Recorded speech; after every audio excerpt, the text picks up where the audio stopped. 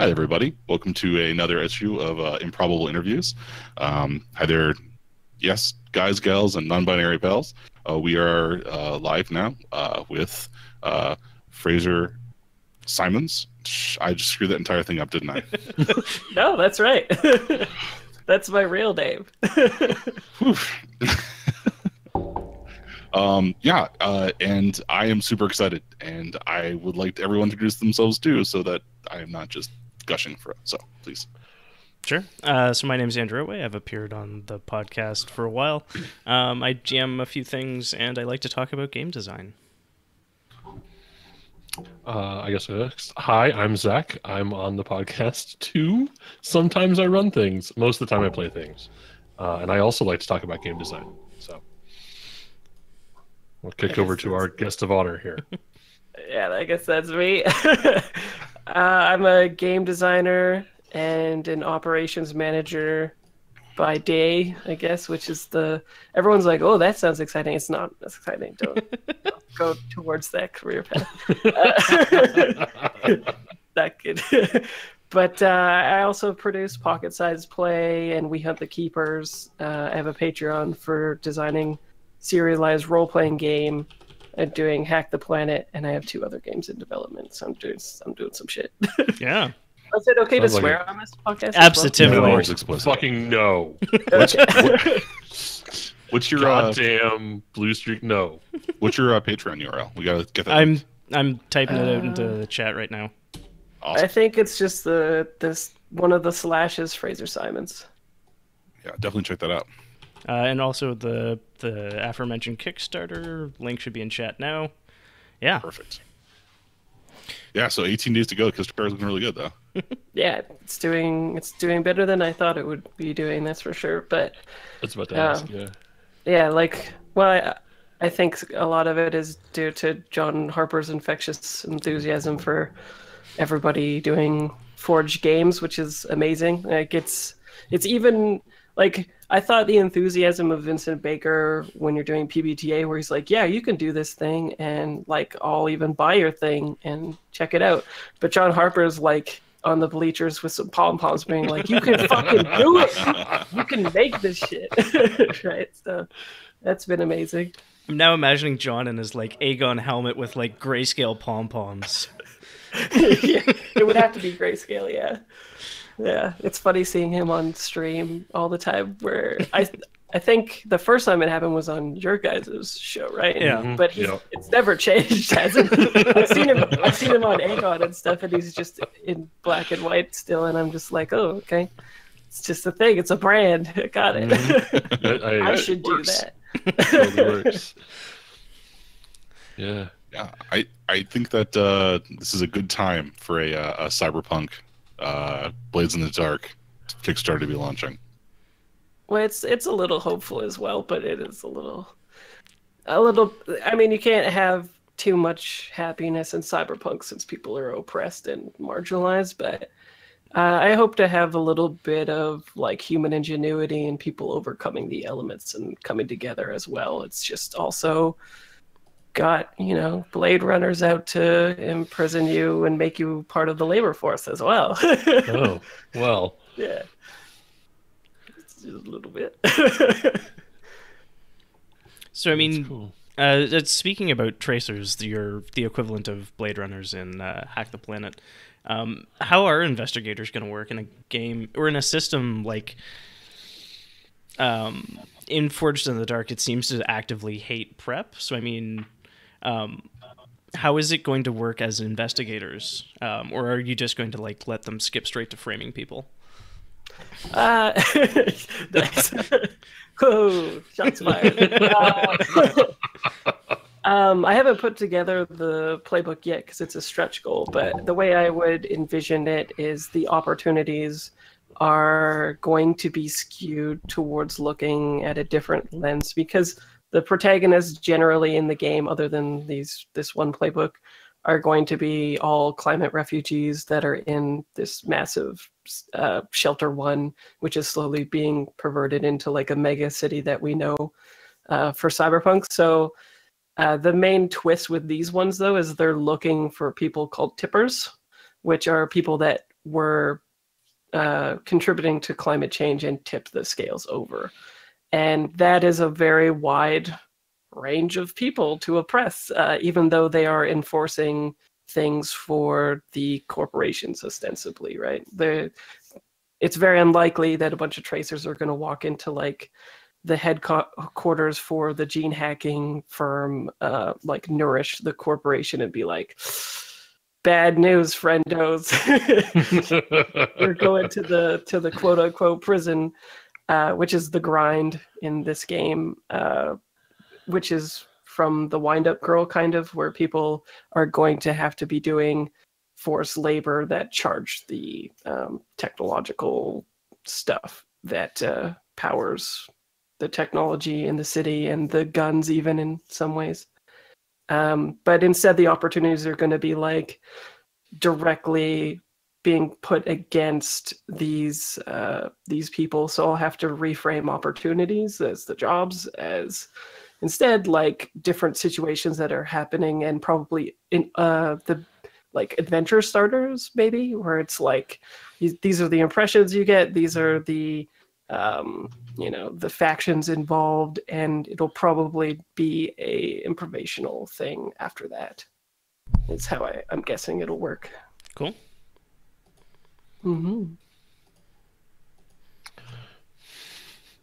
So they're the cyberpunk version of everybody who's ever wanted to put a brick through a Hummer window, but now they're owned by the corpse. Is that kind of how that goes? Yeah. Right. Like there's a faction that is all femme-presenting people who basically are Akira motorcycle gang, but kind of look more Tron Legacy in that way. And so part of their being underground is that they have these eco-friendly cycles, is what I call them, but they also have within the innards is like these banned tech for like petro or biodiesel and stuff like that they can kick it up a notch and get things done. And when things like that happen, tracers actually have cybernetic eyes that can see like discharges of like that into the atmosphere. So you'll actually like see this stuff, and they'll be fucking coming for you, basically. Right. Nice. It's like going loud. Once you do that, they're on you. Yeah. So I think it'll be interesting. I'm trying to reclassify either classic tropes or rarely mundane things that we take for granted now as being these really bad things that you could be, persecuted, prosecuted for, stuff like that, and just sort of reframe it, but keep the sexiness of the genre. I think that's a good chance here. Why don't we pull back out, because we started very, very narrowly. Like, what are some of the big themes, either story-wise or cyberpunk genre or that sort of thing? What are you really looking to hit in this game? I'm really looking to hit biopunk, so the wind-up girl, and maybe a little bit of like altered carbon oppression stuff, but I'm looking to reframe retro futurism, since it doesn't make sense anymore from the 80s. Like in Neuromancer, when Case gets a uncanny phone call from a payphone, and when you're reading it now, you're like, that would never happen. Also, nobody thought of cell phones. Okay. So take some of the technology from that is still cool and futuristic, but reframe it as though technology has gone in a different direction because mankind will have needed to contend with a bunch of different things and not had technology evolved towards luxury things, but more like sustainability and trying to protect yourself and developing a massive shelter that can withstand massive storm events that are like called active gods in the game. So yeah, it'll still be futuristic tech, and there'll still be cybernetics and stuff like that. But it'll be more like the underground is probably going to look something like Blade Runner, the first movie, and then the rest of the city is going to look like Blade Runner 2049, where it's like really minimalistic, and nobody's around, and they're braving the elements, and there's a little bit of the effects of climate change, except it's going to be more overtly in your face. So I'm trying to mesh. Yeah, it'd be the aesthetics of Elysium and Blade Runners, both movies, with the wind-up girl loosed upon the world, an anthology of fiction, and other climate fiction like that. I'm trying to make it so that all the different things that climate fiction is currently talking about or has been talking about is sort of like an amalgamation that's been paired with different cyberpunk tropes. Okay. It's pretty esoteric, which is why I picked Blades in the Dark, because it has it says like, this is the setting, and if you learn it really well, go do this thing. So that's why I picked the system, is you'll have to be able to read the setting, as opposed to PBTA, where this would just never work. People would be, trying to think of the tropes of this genre, which does not exist yet. So I needed a system that was kind of PBTA-ish and doing what I wanted, and Blades in the Dark was perfect, because it was exactly the right frame and needed very little drift mechanical-wise to get where I wanted. That's... I don't want to jump in front of Mike here. No, go. All right, so that actually is another question I had. I mean, I've got a bunch of questions based on what you said, but specifically going to the Blades being a good frame for the story you wanted to tell. One of the things about cyberpunk in a lot of instances is that it's very highly lethal, and that the protagonists are not themselves much more sturdy than your average sort of just punk on the street that they'll run into, right? And so that's a sort of a frame for the setting as a whole. You're not special. This is a huge problem. This thing's going to happen. Whereas in Blades, mechanically, as we discussed with John the first time around, the sort of central mechanics to the game make the player characters into kind of criminal terminators in a lot of ways. They can walk through a bunch of stuff, just death march their way towards success. Did you find that to be a difficult thing to mesh with the setting? Did you sort of roll with it and find a new way to handle it? How did you deal with that, basically? No, I liked that about the system, and if you played the Veil, it's a similar thing. Like, you guys are much more powerful than the normal tropey cyberpunk person, and excuse me, and that was something that I wanted and liked. I think the idea of the protagonist who doesn't care about their meat and usually gets ground up in like the capitalistic machine is kind of over for me. Okay, no, that's totally valid. Yeah, like it comes from a really first wavy perspective of cyberpunk, where men were talking about how embodiment didn't matter, and then the second wave was like, embodiment does matter, and that's what I usually mesh with. So I'm much more interested in seeing like Takeshi Kovacs than like Case, who's like whiny. Okay. See, okay. All right. That's interesting. That's an interesting comparison to me, because one of the things that I took away from, and it's been several years now since I read through the Kovacs novels. One of the things I took away from that, though, is that the body doesn't matter. Like, the actual embodiment is not a big deal, because A, Takeshi just jumps from body to body with no problems, and B, like, all the other bodies around him are just cheap and disposable. Well, no, like, he himself he's the last envoy. Okay, yeah. Who's able to do that, but there's a lot of it was like a big thing when that movie when that book dropped, because in academia it was the first time that he had sort of incorporated embodiment in such a way that it actually like made a little bit of fictional sense. It was like a big splash.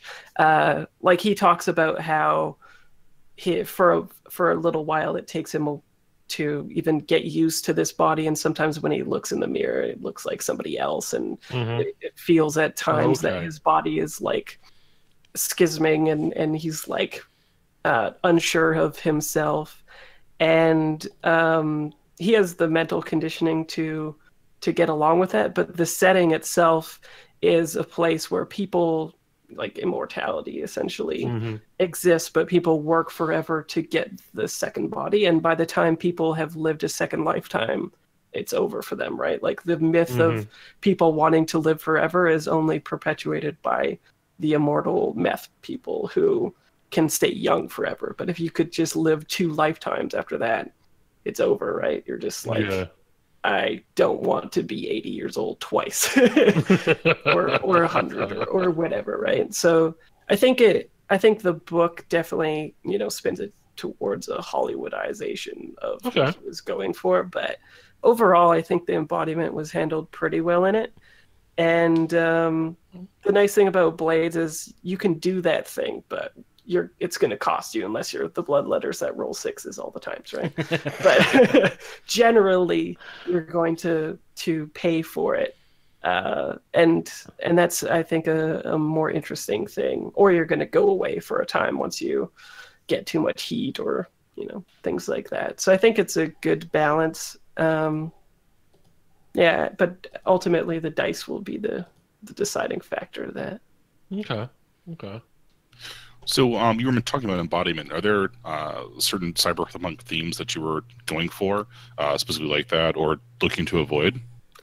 For me personally, in the setting, I'm looking to avoid that stuff because I'm a straight white dude. So I left those themes for stretch goal contributors that have a different lens than me, because I don't really know much about that other than I've read like a lot of novels about it, and I might be able to give like an academic perspective. I think it would be just a lot better for folks that have much different lives than me and are more educated in that respect to contribute to it. So you can see that like Melody Watson, Ashton McGowan, and Andrew Gillis, they're the ones that are contributing those kind of themes to the game, and that's how I specifically envisioned it. And Kira McGran too. Yeah, that's a really cool aspect. The next one is coming up on the next stretch goal too, right?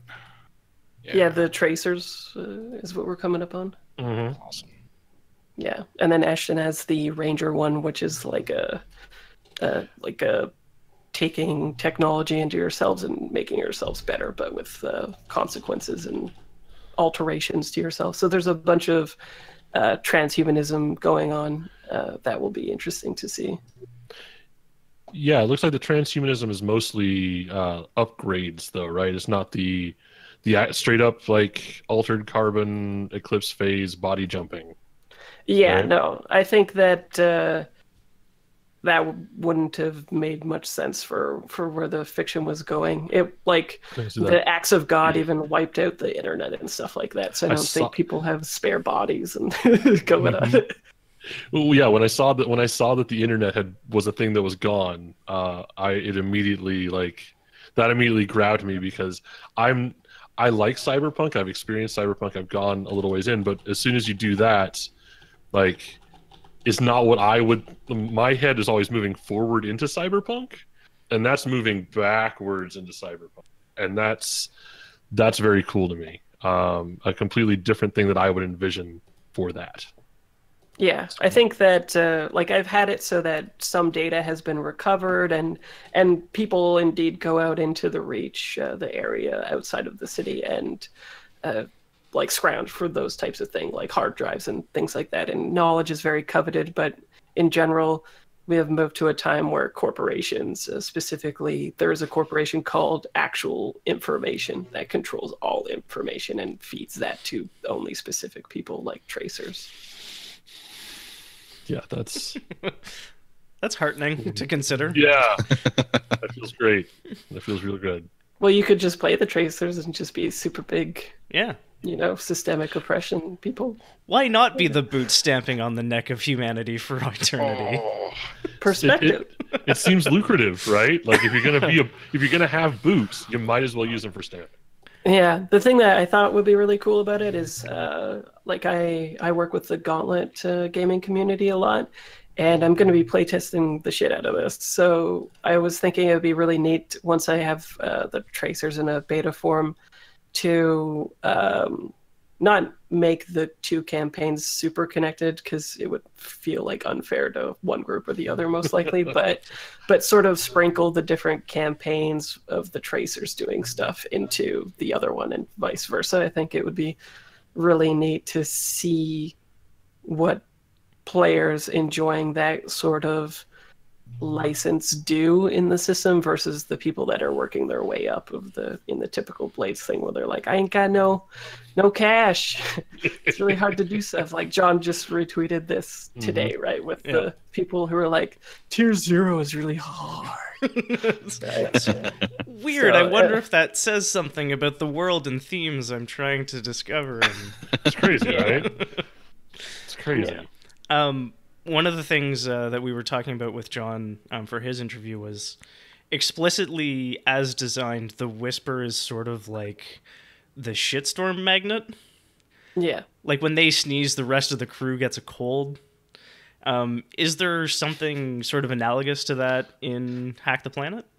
Yeah, the Outlier is kind of like that. And actually, that was the playbook that I was working on when you guys called me. And it's slowly turning into like a Fremen from Dune. So you're the one that can like call the acts of God, and that might not work out well for you or not. And you can study them. And one of the moves that is based on Jonathan Walton's Aftermather, which is a continuation of playbooks from Apocalypse World, which you should check out. It's amazing design work.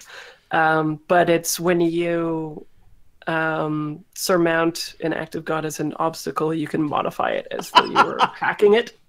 Oh my god. So yeah, it'll be interesting to see what people do with that playbook. It's very, I think I kept 3 whispery moves, and then the rest are a little bit more towards the setting, but it should be interesting to see what people do with that. And I have that in play testing right now in the alpha one for the Gauntlet, and so it'll be interesting when we play next, when I give Lauren her new playbook. She'll be like, okay. Yeah, I think Erin's already called dibs on the Whisper, hasn't she? Yeah. Mm-hmm. I was actually just sitting here thinking about like the future Hack the Planet session where Erin rides the ice storm back to town. So there's actually a move for riding Acts of God in the playbook. Of course there is, yeah. Yeah. Well, from it, right? Yeah, totally. Yeah. Exactly, yeah. It's that's a real inspired choice, yeah. I was joking in chat that we've got God sign. God sign? I don't know what that is. Well, like instead of worm sign, it's God sign. Oh, yeah, gotcha. Nice. Yeah, it'll be interesting, especially because you can pair the Outlier with Kira McGran is making the Storm Speakers crew, right? So you could definitely get some interesting stuff going on. I want it so that not every playbook has to be specifically about Shelter 1, but that the other locations in the Reach are sort of set pieces that are commentary on specific climate fiction things. So an example of that is, I haven't named the island yet, but there'll be an island off the way from Shelter 1, which instead of in Blades, they have the Leviathan hunters that hunt the giant things, right? In this one, they're called porters, and they hook onto giant icebergs and bring them back to the city for drinking water. And yeah, so it'll be interesting to see the things. I definitely have some callbacks to things in Blades. Like there's like, oh, if you really like this neat thing about Blades, maybe there's an analogous thing in Hack the Planet for that as well. There's definitely been at least one question in chat about if there's an analogous mechanic to Devil's Bargains, because I know that's a crowd pleaser when it comes to Blades.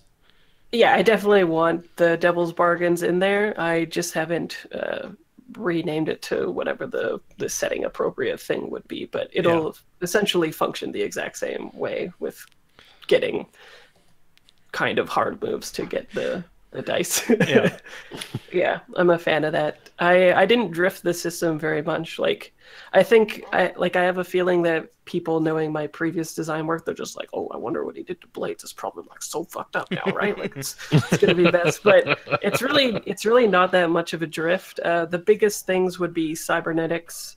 I've made it so that at the very even start of the game, you can take an additional action advancement to whatever you want, which would be the specific thing that your cybernetic is helping you with, but it depletes your stress by 1. Oh. The next time you do it, it depletes it by 2. The next time you do it, it depletes it by 3. Yeah, and so there's also an XP track to regain your stress as well. Okay. But it's a little bit larger than the action dots, otherwise it would be pointless. And the idea there is that it's even more push your luck. So if you're going up against a really high tier, you're like, oh, maybe I have the money and I don't got the XP. Maybe I just substitute 3 stress to get that action dot, that third action dot in the stalking or whatever, right? And then we go out, but then you have less stress during that job. So what you gonna do? Right? Maybe I only need to be 80% human. Yeah.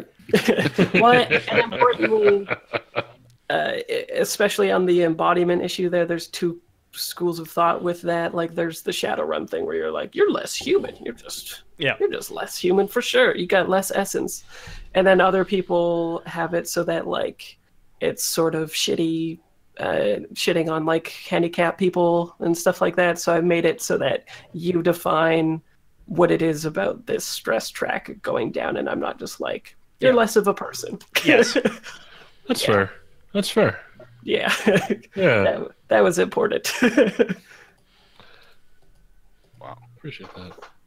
Mm-hmm. Yeah. And I also have healing tech, which is, have you guys read Necrotech? Casey Alexander's book? It's really good. And you could tell she plays a lot of Shadowrun when you read that book.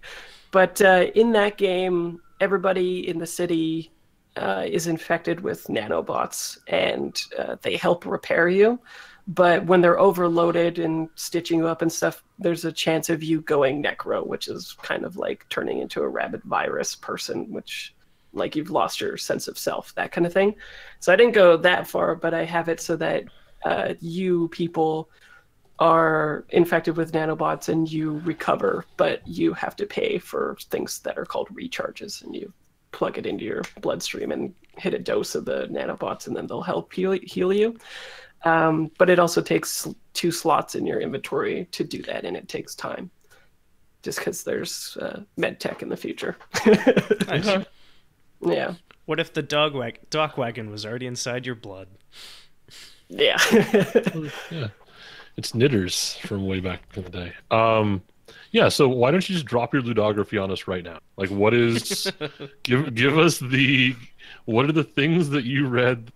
And we did see, I believe, a list of you doing like cyberpunk criticism. So maybe not all of the things that you've ever read. Yeah. But just like, what are some of the big touchstones for you that we maybe haven't talked about yet, or that aren't quite as mainstream, that you're like, that's cool, I read that once, it did something to my brain, and I put it in this game.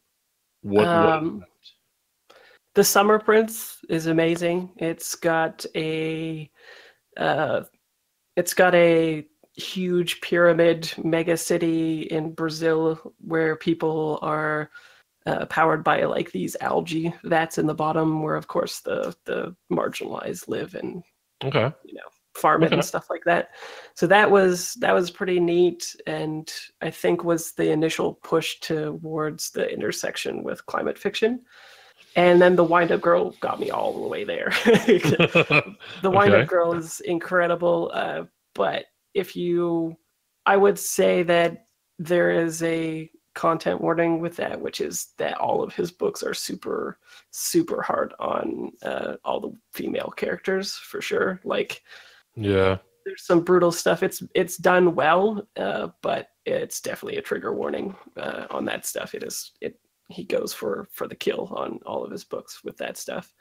But in that book really was super interesting to me because I didn't know it was biopunk. It was recommended to me as just a cyberpunk book, so I didn't know what to expect when I was going into it. And so the world was so interesting, like all these technologies powered by human labor, and these more human, like the replicants are basically like, you know, same thing. They're subjugated but perfect, and but they get overheated when they are too good at what they're doing, basically. So they have to be cooled down, which is a limited resource because there's not much water around and stuff like that. So stuff like that is really cool. And then when I was reading climate fiction, like the best primer, I think, is just Loosed Upon the World, the anthology that has, I don't even know, like 20, 25, and it's by the guy who wrote Nexus, the biopunk, cyberpunk novel. And it's just like a lot of it even feels cyberpunk, even though it's short fiction. And the whole time I was reading this, I was like, I gotta make a game about this. And I was actually crafting this game from the 1.4, 1.5 playbooks playset that was released of Blades back when I was playtesting Vigilantes, the Sean Nittner one on Eric Vulgaris's channel. And then so the SRD just came out, and now I'm dusting my feet off or whatever with the 8.2 rules or 8.1, and so I'm getting my head around it again, and it's been super fun to hack Blades because it forces you to interrogate the setting in such interesting ways, which is not what you get with PBTA. PBTA is just like, cool, you like a genre, hit those tropes, get it in there. Whereas this is like, cool, so what are people eating, right? Like, what are the institutions, and like, how do they interact with the underworld and classifying them and stuff like that. And I've never been a very big trad gamer, so I like Stars Without Number, but when I was reading it, I was just like, this isn't for me. Like, I would play it if somebody was running it for me, but I'm not here to read all of your tables. Whereas Blades is the perfect amount of crunch for me. Like, it satiates the crunch, and then also has the clear indie stuff, and it also is cognizant enough to like forward you the inspirations that it has on it. Like, it'll say, you know, if you like these video games, and if you like this art, and these people were really inspirational for me. So it really is inspirational for communicating a setting, and really having all of the mechanics work towards that goal. When I first started hacking it, I was like, oh yeah, whatever. Like, PBTA hacks, honestly, I've been doing it so long that I like an hour or whatever, and I'm ready to go. I could hack it. With this game, I was like, cool, I'm just going to rename some items. I was like, oh, this has cool implications. And then I'm like, cool, I'm going to rename a couple of these abilities. And I'm like, whoa, all of this is like, I cannot separate these layers, right? Like, the only clear layer that you could probably hack is the poetry layer, right? After that, you just start fucking shit up. So you have to really, to change one thing, you need to change it all, which is what I like about it. It's very clear as to where you should be going next, like little stepping stones that you need to change on it. So that's really cool. So what is the mechanical considerations you've taken to reinforce the themes that you wanted to push and play, or suggest and play? So like, mostly it just plays like Blades. I want it to be these climate refugees crawling up from the bottom, basically, of the ladder, because this system is oppressing you, and you aren't, just like in Blades, you're not the people that are going to the factory and working, right? You're the people that are like, I just flew, like, or I had what is the word I'm looking for? I have escaped another city and came to shelter one where everything is supposed to be better, but it's not, right? I'm in a segregated, shitty district for climate refugees, and I am not having that. So whether you want to be the people that are clawing back power from the not the nobility, but the people in power, or you're just like, no, that power should be mine. The system will do either of those. So if you want to be the noble cyberpunks that are like, fuck you, information, go for it. Otherwise, if you're just like all these other factions, nah, then it'll do that as well. But the mechanical drift is not in such a way that I want to change the fundamental nature of playing Blades. I want it to actually be playing Blades. So if people are looking for mechanical drift that way, I don't think you'll find it. I think that my style of writing special abilities will definitely shine through if you've read The Veil and stuff like that. But I wouldn't call that a significant mechanical drift. Maybe just like a reframe of specific moves, something like that. Awesome. Okay, cool. To continue in that vein, then, are you saying that there's basically a direct analog between the characters, the playbooks in Hack the Planet and the playbooks in Blades in the Dark? Did you mix them back up? Did you just take what they had and transpose it over? What's the... Initially, it was just like a reskin for sure. Like, I was just like, what is the cutter in Hack the Planet? Yeah. Over time, it's changed quite a bit. For one, I think 2 of the playbooks don't exist in it, and I've made the things that I thought were interesting about those into other playbooks and then changed what they're like all about and pointed to. Okay. But then there's the new playbooks that are still analogous. Like, the Outlier is kind of the Whisperer, but it's not the Whisperer. So I think all the playbooks would probably look like that. Like, if you look at the edge, you're like, oh, I see where that cutter came from, but also, whoa, stuff like that. And then the new playbooks will just be completely different things that people had never heard of. Andrew Gillis, PS, is doing the the hull. Yeah, I'm excited about that one. Yeah. So yeah, I was like, anything you want to do, just pitch me. The odds of me saying no is like not going to happen. And he was like, they were like, I have this idea, and I was like, I am on board. Like, before, I was like, I don't know about making the allegory for a vampire or whatever in Cyberpunk. That's not my jam. But that pitch for the hull thing and the other one is like, it's very cool. Like, you could tell he's jamming on it too, because the other day he was like, hey, do you have the sheets ready? I think I'm ready to start like testing this. I was like, the Kickstarter isn't over, Andrew. Like, I need to be able to pay layout person, right? So yeah, they're obviously stoked on it, and it's going to be awesome. Amazing. That's awesome. Nice. Mm-hmm. Yeah. Oh man, I definitely had a question and then lost it because that was really funny. Yeah. Have you had a chance to play their game Girl by Moonlight at all? I'm mostly just curious about if there's any mechanical drift there. I really want to get it to the table. So. Oh, I mean, I haven't played it myself, but I have been watching it, and there's definitely a lot of mechanical drift, and it's amazing. It's all amazing. The design work is incredible. When I watch it, every time I bug them to fucking put it out. Yeah. So yeah, and I mean, I'm imagining if they're playing it on actual play that they will release it through Evil Hat. I don't have a like inside track on that information or anything, but that's what I'm hoping for.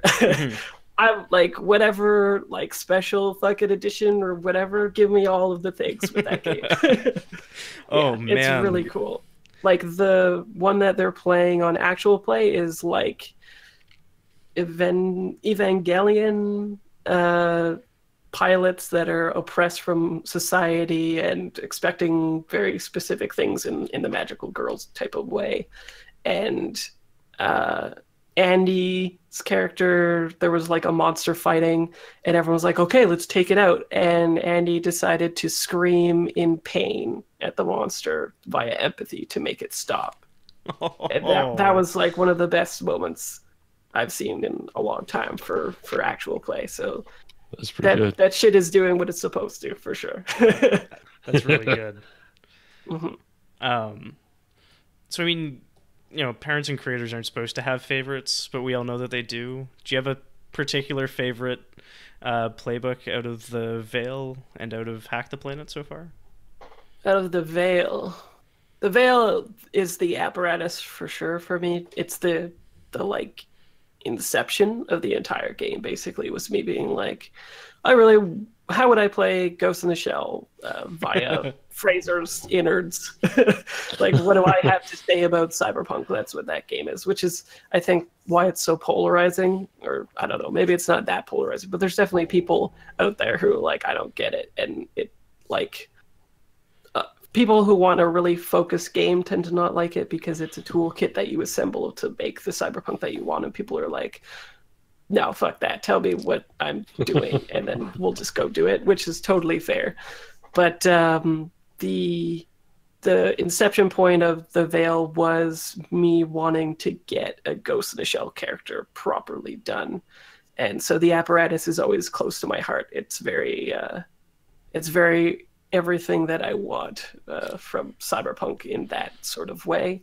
And rapidly, I think today anyway, the Outlier is the one that I'm super jazzed about, as you might be able to tell. Where I'm like, Fremen! I don't know if you know this word, Fremen! Yeah, it's very cool. I'm excited for people to experience it. And yeah, it just sort of, like, I haven't thought about Dune in a long time. And it just sort of came out of nowhere at me today. And I was like, yeah, that is kind of climate fiction-y. Kind of, Yeah. isn't a lot. Yeah. So yeah, I think in terms of an expression of what the setting is about and doing, I think it's really good, right? Like, Fremen also fight the power, right? The systemic oppression that they face. And they have a relationship with the, acts of God, as I would term it in Hack the Planet, and the other people don't. So, yeah, I think I'm jamming on that right now. I really want like an XP question to be, if you could destroy the thing and therefore controlled the thing. Yeah. Well, the whole time I was like, don't make the weirding way. Don't make the weirding way. But that's not this game, Fraser. Imagining like post-it notes on your monitor or something. Well, the newest, the Veil Inheritance Book 3 that I'm playtesting, it has that as well, actually. It has like not a Fremen, but a, whatchamacallit, what are they called? The Bene Gesserit. Okay. Sort of, that are called the Mirror. That's... So... Okay. Oh. I'm making the things. Yeah. What's up, Mike? So I totally want to ask more about how that works mechanically, but I feel like that's spoilers, and like, yeah, we should buy the game and play it, and we'll say that way. But for the third book, or what you mean? Oh, for Hack the Planet, for the I'm sorry, I'm forgetting the faction name. The Fremen that control the Godstorms. Oh, like there's the Outlier playbook that is the sort of like Fremen, but then in the Reach there'll be a lot of communities that are meant to be set pieces on climate fiction that have relationships with Shelter One that are sort of like showing it even more, right? Like, just like the porters who are farming these giant icebergs, there'll be other like people in deserts, people in ice or in snow and cold environments, and a whole bunch of different things like that, where it'll have a bunch of different minings of short stories that I've read that are specifically about that kind of stuff. Cool. Yeah, that is cool. Sorry, this is kind of a weird like follow-on question, but I'm curious. So, for you had a stretch goal for Roll20 character sheets. Yeah, we already hit that. Woo! Yeah. Awesome. Yeah. Yeah. Is that like how important do you feel the official sort of character sheets are in Roll20? How important? Yeah. Or how big of a deal do you think official Roll20 sheets are? I think it's a pretty big deal, but that's because I use it all the time, so it might be like a projection of me. I don't know. I just like assume that everybody uses it. I think every time I see actual plays, they seem to be using Roll20. I like it a lot. In the Gauntlet, we use a lot of what's it called, the Google Sheets or whatever, and it like drives me a little bit crazy. I'm like, why do I have to do the things? Don't you know Roll20? Yeah. And people are like, I don't like Roll20. I've never figured it out and stuff like that. But So click button and have move show up in the window. exactly, and maybe it's perfect. maybe Yeah. a picture, and like the sprawl sheets where you can like broadcast shit and stuff, right? That's what I'm all about. But obviously, I'm a little bit into technology, so yeah, I don't know. I hope people are excited about the Roll20 sheet, but a little bit it's for Fraser. I think the if they could get the phone thing working with Roll20, so that it was like the because like that's kind of like my dream. I'd love to see like be sitting at the table and have people just press something on their phone and have it magically show up. But I don't know. pressing their phone. Oh yeah, for like a Roll20 like mobile app sort of thing. So like you Oh, can character sheet right there. right. Roll20 doesn't work on a phone. I tried 10. No, hasn't been 10 years. 7. Oh, 6, okay. 5. I don't know. And I have 2 kids, so in the pre-kid 2 phase. There are Gotcha. there are tablet apps, but you have to be a certain tier of subscriber to use them. Yeah. Gotcha. Yeah.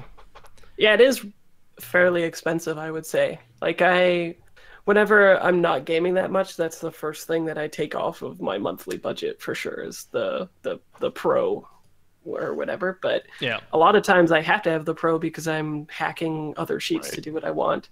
Like you should have seen the mess of the Veil one when I hacked the original Apocalypse World one to do the things that I wanted, and it was like it did what I wanted, but it was fugly for sure.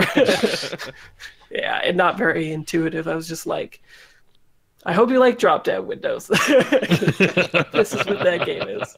And I still liked it better as a character keeper because everything's just there for you. It's like it's just there forever. So if you come to a game like 3 months later, you don't have the person who's like, I lost my character sheet or whatever, right? Like those days are over. Do you find it also keeps people like a little bit more focused, especially when you have like a thing right in front of you that says, "Oh, hey, these are sort of things that your character is good at," so you like have that in the back of your mind, or Maybe it could be. Every time I run a game, I run it in Roll20, so it could be something. I haven't really paid attention, but I imagine it would be so, especially since you don't have to like flip through all the tabs and shit like that. Yeah, I don't know. I think it's fairly intuitive once you get a hold of it, right? Especially over the years. 4 or 5 years ago, I was just like, this is Greek to me. But now, especially with a really nice sheet, it's fairly intuitive, and yeah. Yeah, that's sorry, Mike, I didn't mean to step on you there. The member of our usual interview crew that's not here tonight, Erin, she runs a mega campaign, which is listeners and other community members can come in and play sort of on a rotating basis to Dungeon World. And last year we did that without dedicated Roll20 sheets, and it was kind of a nightmare. Yeah, I bet. And this year with the dedicated Roll20 sheets, it just makes it so much easier to get people in and doing the thing, rather than explaining to them how all of this information is supposed to be collated and dealt with. And I think that if I were to ever do something like that, take on the responsibility she has for that sort of thing, it would almost have to be something that had a dedicated Roll20 sheet, because otherwise it's so much easier to drop somebody into. Just like, hey, new player, here's the thing. Click some drop downs. You're good to go. Let's play the game. And that's sort of been revolutionary for the hobby, I think, in a lot of ways. I think so, yeah. It's way easier to get new players in for sure. You can walk them through it. You're looking at the same thing and you know it, right? Like Yep. they didn't print out the fucking 3.0 version of Pathfinder and you printed out 5.0 and you're like, where's backgrounds? Like backgrounds is in the top right. I don't see that. That's heritage or whatever, right? Like it's just way easier, I think. And for me, like I ran a campaign with the Gauntlet where I went from the Veil Book 1 to Cascade Book 2 and to Book 3 Inheritance. And so when it was just like a rotating cast as well. And so when people left, I just archived their characters, made a new one, got them to hop on maybe like 15 minutes before or something, and then we were just like ready to go, right? And anytime they come back in the future, like I said, I'll just keep doing that campaign again in a couple months or something, and I just pop their character back in and good to go. Nice. Yeah. Sort of in that same line, like how big of an impact do you think, more on the indie side, because I think like D&D 5e's massive sort of renaissance owes a lot, quite frankly, to Matt Mercer. But like, have you seen, as an indie tabletop designer, have you seen sort of like the streaming end of things? Has that rising tide lifted all boats? A little bit. Like, it's a little like I think Eric Vulgaris should be blowing up, right? Like his show is amazing, Once Upon a Game, and I think maybe a little bit is because he's got a life and a day job, right? So he can't stream all that often. But even when he doesn't get the same sort of audience as that, because he even had a thread on this before where like the Critical Role and Friends at the Table and the big ones is very performative in a way that normal games are not. Yeah. It's like the porn of our indie and stuff, right? And it sets really weird expectations for people. And we've been trying to curtail that a little bit at the Gauntlet, where my idea for Pocket Size Play was just like, hey, these sessions that we recorded for literally nobody, and some of them weren't even made public, why don't we turn those into actual play and people can just listen to what an actual table is doing? And I think we're all pretty good players and like above average or whatever, but at least then you don't have the performative aspects of it. And I think it shows PBTA in a different way. Like I always frame things from a camera's perspective and the audience sees this. And then suddenly I'm talking to an audience when I'm doing that now because I'm cutting the AP like that. So I think I don't really know what the Gauntlet's numbers on that podcast are and stuff, but I think it has some moderate success with doing that. I'm not super sure exactly what it is, but I think that as more people get into D&D and Critical Role, they'll look for other things and the SJW adjacent stuff, right? Yeah. And hopefully that will be a boon. The more people that check out indie stuff, the better. But it is definitely a different thing. People tend to get put off by the mind switch of indie, right? Like the trad side of things really makes people comfortable with the setup of how a game should be run, as opposed to story games and PBTA and stuff, right? Like people are just like can't grok it, right? Yeah. You could see it like they're like twitching in their mind or something, like a splinter that they can't get out. So I don't know. Over time, hopefully it'll raise us all. I don't know. I mean, it's not an accident that we're called That D&D Podcast, as opposed, like, we went 3 years and we didn't play D&D at one point. But I mean, ironically, we got started playing 13th Age. No, we started 4E, didn't we? But anyways, The before times. Yeah. And one of my friends, Kate Bullock, has a podcast that's called "It's Like D&D" because that's what everybody always says, right? Like people are like, "What are you playing?" And they're like, "Okay, so D&D, right? It's like that, but it's not." And then you have to it's weird at least the benefit of Critical Role's success and the other shows like that is that gamers don't have to feel like ashamed about playing tabletop games. So that's cool, right? Like a few years ago, I was definitely not telling people like, yeah, you know what I do on Thursdays and shit like that. And now I'm just like, I'm a designer, bitch. But yeah, so it's different that way. Like I feel that people are taking more pride in the work that they're doing, and that's neat. Like, you know, I don't know if people in the indie community are putting it on Tinder yet, but we'll see. You know, 6th level rogue, you know, or what? That is the Hit me up for the Veil game. Yeah. 6th I level play rogue, Blades and I'm sneaky. I was gonna say from behind. Yeah, I was gonna say yeah. No, it's gone. Okay, sorry. Yeah, that's okay. I think what I would say would derail anybody. So. We're really easy to derail. Yeah, I was gonna say like that's. I mean, that's what it was. Adam Coble actually sort of spoke about that when we interviewed him.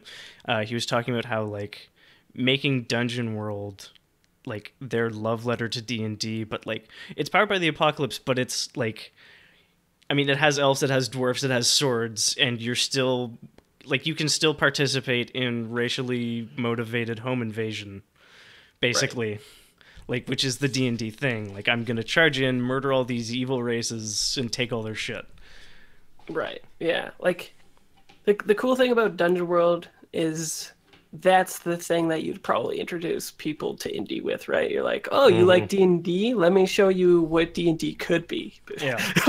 Because like that's how I got into indie stuff. Actually, I was playing D&D and I was playing Pathfinder and I was going to those weekly encounter things and fucking hating my life because it sucked.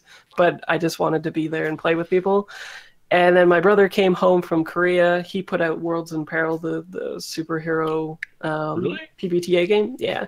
And he was the one that got me into PBTA. He actually gave me the backer copy of Dungeon World with the like all the little editions with the little whatever those little ones are called, like the Planar Codex by Jonathan Walton and stuff like that. Yeah. And I remember we just did one session and I was like, oh yeah, okay, Kyle, like we'll play a one-on-one game. That's cool. Yeah. We'll tell nobody that this happened. But I played a bard and I actually made magic cool. I hate when people are like bards and they're like, oh, we're in a combat, let me get my loot. Like, is that actually what would happen in the story? But anyway, I had like this really cool thing going on with I think it was a flute and I was an elf.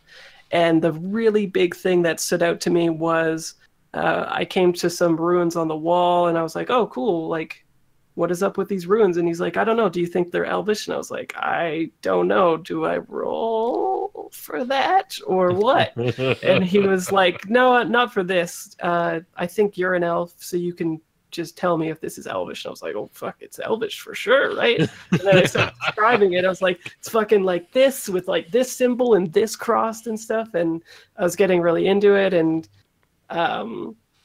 then he was like, oh yeah, you get into the cavern, can elves see in the dark? And by then I was like, let me tell you a story, Kyle. Like, yes, we can see the dark. This is my fucking history. And I don't know, it's just like PBTA is really great because it invites you to be a part of the fiction and make it your own. And so when you're playing with a group and you turn to the dwarf and be like, tell me about being a dwarf, their eyes just like light up, right? They're like, this is what I wanted from D&D and I did not know that I wanted this from D&D is what it felt like for me, right? I still have fun with D&D, especially 4th when I want tactical board game action. That's what I want. I go right to 4th. I build like a samurai with EI Jitsu so I can move before anybody else. I go behind them and I've literally killed a dragon by throwing a pole arm 50 feet when it was trying to escape, right? So I'm down with that shit, but in terms of how I want my story to flow and stuff, PBTA is what I'm into. And then Blades is just like, oh, you like PBTA and you like trad stuff? But bam, here's everything you ever wanted. Yeah. Here's all your stuff. Yeah. Plus devil's bargains. Yeah. Yeah. Right. Delicious devil's bargains. Yeah. No, shout out to Worlds in Peril though. Worlds in Peril is the game trying to figure out how I'm going to, because I love that game. I love that genre of RPG, and I'm still trying to find. So the three of us just kind of got off a superhero kick, so it feels kind of hard to jump right back into one. Yeah. I keep thinking I'm going to do a rotating cast superhero game with Worlds in Peril, because it looks like it'd be a lot of fun to do. Yeah, I love that game because, like, I just remember my thoughts of that is like Christmas time. We had just opened our presents and stuff. We were all fat from eating food and shit. The fire's burning, and we're talking about all the cool different drives that are going to be in the book. Mm-hmm. My brother like gives me a list, and he's like, "Can you think of anything else?" And I read the particular Reed Richards one where you have like the workstation, except like to create idea. Something, yeah. Except in this game, instead of the workstation being like the savvy head, where it's just like you can, you sacrifice time and you need this and this and that. Instead, it's like, no, what are you sacrificing to make this thing, right? Like you're not going to see your wife, you're not going to see your kids, you're not going to like all these bonds. You just fucking burn them, light them on fire, but you made something great, and that's like it was just. Yeah, I was just like, oh shit, I'm gonna be Reed Richards for show. I had a game I ran for a couple of dudes from Philly, and they wound up. Long story short, they wound up fighting the Jersey Devil on a rooftop, and one of the players like chops the head off the Jersey Devil and like takes it home. Is like, this is the first step in my workshop. Like, oh my god. Okay, well that's gonna be a thing then. Yeah. I really like Worlds in Peril. I think it does a lot of really cool stuff in PBTA, and Jonathan Walden's stretch goal is somewhat incoming. We got the draft of that actually, which is the what's it called? Another World or something. It's the one with like different dimensions stuff going on. So it's like the Annihilus comes to your timeline and messes with your shit. It's that add-on to it. Nice. Oh, good. That's awesome. Sounds fun. Yeah, I think it's Other Worlds or something like that. But I saw the draft and I was just like, whoa, got to play this. That sounds awesome. So, yeah, and then Kyle's got his other game, The Magicians, which is his first publication, right? Which is your Harry Potter in Korea, and you have to learn Korean to play the game. Like the game teaches you how to play or how to learn Korean, and that's your leveling up. Is like you're able to actually speak Korean, and the more fluent you are, the better you are at magic when you're casting it, because you're actually describing the things that you're doing with magic. So you might learn fireball and you say it in Korean, and that's what you do in the fiction. And then the later on in the fiction that you go, and the more better you are at the language, the better it is at it, because it's a phonetic language to learn Korean. So it's the easiest one. And he actually was in Korea studying, and he did that as it was going to be his like dissertation in translation work. But in Korean, it is not like Japan where they're like, oh, RPG, yes, we understand that. Instead they were like, StarCraft? Is that what you're talking about? And he's like, no, like it's a role-playing game, and it's like not even a thing in Korean, so he couldn't actually use it, but he still published it, and it's a great game. That is a really, really intriguing artifact of a life. That's really cool. Yeah, really cool. You use a dictation app on your phone, and when you say the word and it's like, yes, you did say fire, then you did do that thing in the game. That's awesome. really good. That's like, that games that teach you stuff is awesome, and that as you get better in real life, you get better in the game is really an awesome concept. Well, it's not even just like games that teach you stuff. It's games that use a different resolution mechanic to reinforce their central themes. Like it's why Dread has the legally distinct Jenga tower. Yeah, that's a good way of putting it. The stacked wooden block tower. Yeah. Yeah. Yeah, so yeah, Kyle was the one that made me a nerd, and now he laughs at me because I'm more nerdy than him. So That's what yeah, brothers are for, though, right? Yeah, yeah. exactly. Well, I'm stoked about his upcoming game too, Operators. Did you guys hear about that? Where it's Yeah. like Yeah, the Mission Impossible thing. I was waiting to segue into that because I was going to ask you questions, but yeah, that super awesome. Yeah, well, there's a thing coming out after that that he's already working on it called White Light, which uses that system as if you were in Tron, and Oh. it's like a dungeon crawl ish thing where you're like battling through this like system or whatever to get where you're going. Well, I don't want to say too much about it because it's a little ways off, but it's fucking dope. I've seen the cover art and I was like, whoa.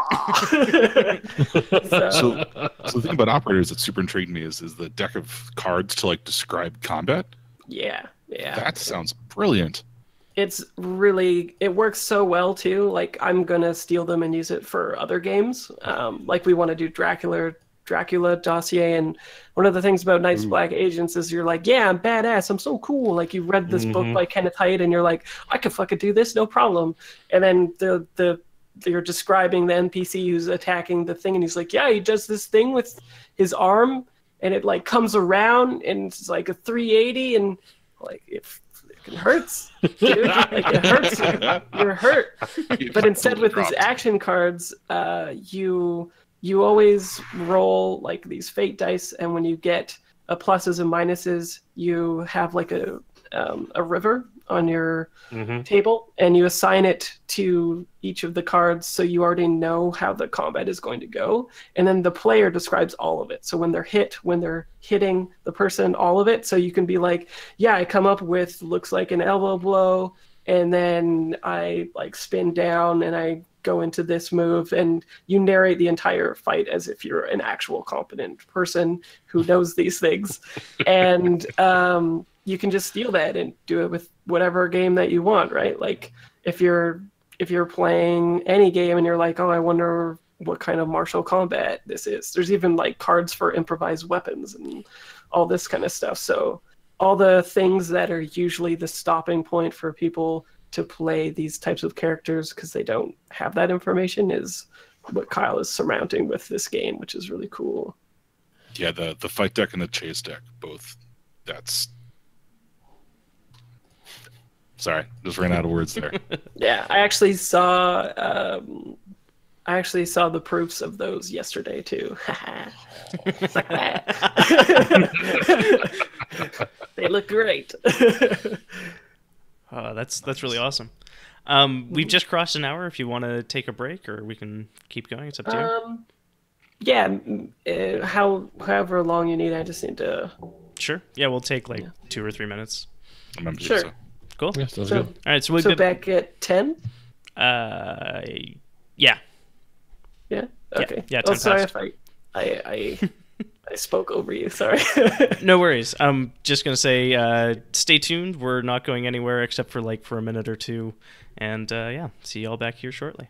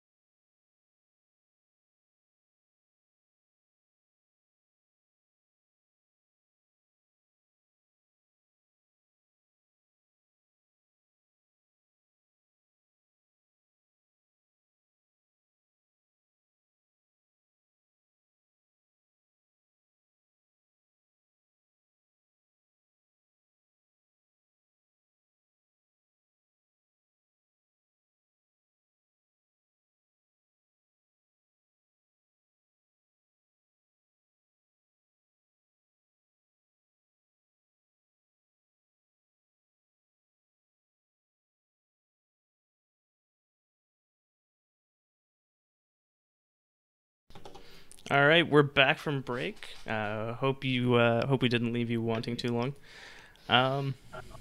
So previously, when we've interviewed game designers, we like to inflict upon them Jared Sorensen's 3 questions. Yeah. Which is a move that, like, full credit, I definitely stole whole cloth from Adam Coble. So would you like to pick one of your games, either The Veil, Hack the Planet, or maybe something else that you've done, and walk us through how you answer those questions? Sure. I think the easiest and simplest way would be to do the game that no one's ever heard of that I did. There you go. But it's also like not to be too snide or whatever about it, but like it's also a really short game, so I think it illustrates it very nicely as well. It's called Young at Heart, which my brother's wife misheard one time, so colloquially within the family it is now called Young at Hard. Good. But it's Young at Heart, and it's based off of For Love of the Game, which is a book that I love, and also a movie with Kevin Costner about a pitcher whose life spins out of control, basically. And it is a very simple game. It is about the same thing, like basically to emulate that specific story, which is it means a lot to me, that story, which is why I picked it. But at the beginning of the game, you pose to your own character, who everybody embodies in the game. So if you have 4 characters, or 4 players, everybody is the pitcher. And the game is about figuring out what this person is going to do with their life when they're faced with 2 different life decisions. The defaults are the ones from the movie, which is you have to figure out what's going on with your love life and if you're going to retire from baseball. But you could essentially make them whatever you want. It's sort of like the starting scenario so that you can get legs and get that good romance going on. And within the game, I wanted to it to be a commentary on toxic masculinity. And so there are 2 teams that are separating each of the players, Pride and Heart. And basically what you're trying to do in the game is vie for narrative control when you come to a crossroads. And the actual game is not about baseball at all. You're on the mound, excuse me, you're pitching, and you keep having to narrate flashbacks of your life and how you got here, and that's how you'll answer those initial questions posed. And as you win control, Pride or Heart like amass, and as you go, you also pick sides for answering the questions. So Heart will be like the one that generally chooses if you're going to be getting a positive outcome with your romantic life, and vice versa for Pride. And what happens is it splits the table into kind of a toxic situation right away, where they're in the sports game mechanics, but they're embodying one person. But at the same time, the dice don't care what your teams are, and they'll ascribe the meaning as you go. And you end up having to figure out if this guy is a toxic piece of shit, or girl. You can be whatever you want in the game. And yeah, so it's a very simple structure, but at the end you tally your points, and every time that you have a point, you describe the final moments of the scene with like the last pitch and stuff like that, and then you just figure out if you have enough to beat the dice that you roll. So if you have like 4 ticks in Pride, you roll a d6. Anything higher than that, you're golden. Anything lower, sorry, you did not get that positive outcome. And the way that happens is you, whoever is narrating at the time, narrates up to the point where they have that fork where it could go either way, where she says yes, she says no, or you say the words that would make her, take you back or whatever's happening in it. And you roll, and if you lose narrative control, the other team takes control of what happens next in the scene. So it's very basic, but I think it points to the 3 questions really easily and nicely. And it's like like 10-page game or something like that. It's $1 on drive-thru, and that was after the Veil actually, but I don't know. The Veil is obviously something that I love a lot, but this is like a really deeply personal story for me because I never knew my father, and like my biological father. I have a stepfather, but that story has always meant a lot to me in the book form because it's like about this person who's like the story is written. I can't remember the author's name right now, which is terrible because it's like one of my favorite books. But who wrote it? I don't know. But basically, the story started being written by this author for his son, and he died, and then the son finished the story and then published it. So it's a really moving story, and I even like the movie just because Kevin Costner and romance films are just my jam. Like when I get sad, I'll sit down with You've Got Mail. I don't care. But yeah, so it was interesting to work on that type of project after the Veil. It was like a sort of decompression thing for me after a big game, and kind of like a little hidden thing that I wanted to like express to the world in a certain way. So yeah, it was just like, I think after I completed that game, that's when I decided that I wanted to continue designing games, basically. That's really cool. Yeah. Where do you fall sort of when it comes to like death of the author, like with respect to themes and playing the game? And because we asked John that question and very cagily he turned it around back on us. And I mean, then we dodged the the turnaround by saying, so you believe in death of the author. So I mean, where do you fall on that sort of thing? Geez, I don't know. I think that I would say that it would really depend on the game. That's fair. Yeah, like it really depends. I think I share the same opinion of John in that like the piece of work has to stand on its own two legs without anything, but at the same time, if something means a lot to me, I'm not sure that I could step away from it in that way. That's fair. That's fair. Yeah. So I don't know. I guess there's your non-answer. Kind of follow up. You said earlier you sort of alluded to the Veil being a very you game, and that you talked about it being divisive or sort of thought of differently because of that. Would you say that the death of the author applies to the Veil or not? Yeah, I think so. Like now when I look at the game, well, it's even easier now because second printing just came out for it. So now I'm even like, haha, now you're really stupid if you don't get it. But anyway,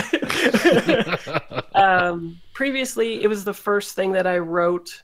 I think that I'm just not that strong of a writer either. Like I'll get there and I am going to continue to write my own games. But I think there's definitely a problem of me articulating exactly what I want.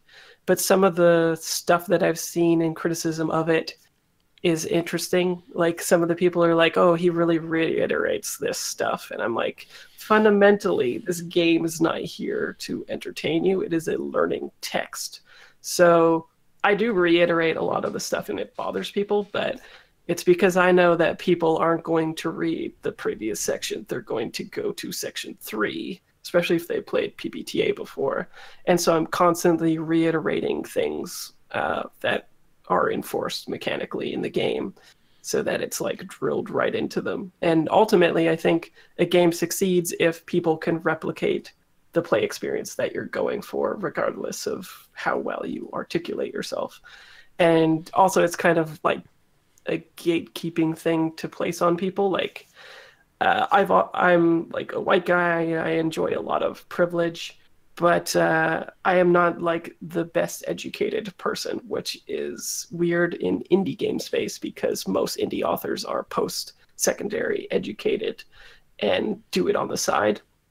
There's tons of like lawyers and like authors and people who create games that have a very high standard of what a text should be, which inherently gatekeeps specific people from wanting to publish and work in the area, specifically like POCs and stuff like that, right? Where they see these people who are like, oh, you fucking don't know the Oxford comma? What is up, right? So, yeah, it's like a weird space to be in. Like, indie space is very permeated with intellectualism and gatekeeping, I would say. Whereas D&D is like low barrier to entry, but has most of the toxic influences not related to academia in it. So there's a lot of work to do. Yeah, I would say that the D&D definitely has gatekeeping in it, but it's a very different form. Yeah, it would be like the traditional stuff where like we don't like women at our tables. Women can't like. Haven't you read that Harvard thing from 1949 that said the origin of our species is from the male thing? That is now completely discredited. P.S. Yeah. Completely. It's like anti-vaccinators, right? Who are just like, no, like this shit is real. If you put this in your kid, shit's going down. Aliens are coming. Right? Like you read that this guy is completely discredited, but no, I believe what I believe. Like there's this weird sort of pseudo-intellectualism from the internet, which is like my ignorance is the same as your education, right? The armchair arguments and stuff like that. And I think it's the internet. Yeah. But I mean, it's the same thing in this community as well for indie game designers, where you have people criticizing very strange things in games, but then you also have the intellectual, like industry insiders, I would say, criticizing things for very strange reasons as well. So there's still a lot of work to be done in the community, but yeah, it's interesting. Like I consider an indie publication to be successful as long as you can replicate the experience that the author's going for. I don't care about anything else. But I'm not post-secondary educated, so I'm also got that bias. Oh, did you have to work around any hurdles when making changes to PBTA or the Forged in the Dark games, like specifically to avoid that or get around that, or to kind of meet or avoid certain player expectations? Interesting. I used a template, which is Urban Shadows at the time, to write it, because I find that text to be the most helpful PBTA. Like it really articulates everything about PBTA for you. So I use that as a rough guideline. And then I definitely think my lack of post-secondary education and the fact that I hadn't written anything since high school, like 16 years ago or something, made that a significant hurdle that I was only able to overcome because I enjoy like a good income from my job and put all my time to do that, right? Like basically I had to learn how to write again and then pay an editor to make me semi-smart, right? Not that many people can do that, obviously, but it was incredibly rewarding. At the time I was like, I'm never going to write a fucking game again, though. I was just like, I don't know how many drafts of The Veil happened, but because of some technical issues and some communication breakdowns with the layout artist, it became incredibly annoying to get that game out. But ultimately, I'm proud of the text, and especially so the second printing, which mirrors what it was supposed to be in the first place. For people that don't know, first printing, I went through a lot of work to fix that text and ask for feedback from people in the Kickstarter and stuff. And when I fixed it, I sent them the file and they didn't use that file. They used a previous file anyway. So all of that was wiped clean. Oh, man. Oh, geez. And then second printing, I addressed a bunch of issues that came up from fans and put in like 12 new pieces of art and a new cover and stuff like that. So second printing is sort of like the book that I wanted it to be, with like 2 or 3 upgrades. So that's been really nice. And I have that, I think, right here. So there you go. Yeah. Awesome. Yeah. So It's very cool. yeah, it was really rewarding, but for somebody like yeah, it felt like learning how to write again in high school, basically. Yeah. That can be very hard. Very, very hard. I will say, as somebody who has been through academic circles, that your frustration actually mirrors a lot of my experience, which is interesting to me. But yeah, I can totally see where that would be really, really frustrating. Especially because the Veil, I'm trying to articulate things that are in shorthand in the indie community in that game as well. You know, like Yeah. I'm not making a cyberpunk game; it's from a literary perspective, and that's a lot of disconnect with some of the fans as well. Like, I am much more learned in the actual genre, I think, than a lot of the people that come to make games within it. Right? Like when I wanted to make a toolkit that assembled cyberpunk for whoever was coming to the table and make it still be a statement of like, fuck you, this is still cyberpunk, right? Because at the time there was a lot of people who was like, cyberpunk is rooted in problematic content, basically, but they didn't see it. It's like the people that say that it's only rooted in punk movement in the 80s and everything after that is not. And I'm like, so you're telling every person after the punk movement that their form of resistance is not valid and it doesn't count as cyberpunk, right? Like, number one, that's not how genre works. Like, you invented the subgenre and then you left it, that's fine. But other authors came, there's POCs and women that came to cyberpunk after it was declared dead, and it was definitely gatekeeping to be like, no, this is a dead genre now, right? And also their works are formative and much more better than First Wave, I would say. And secondly, it's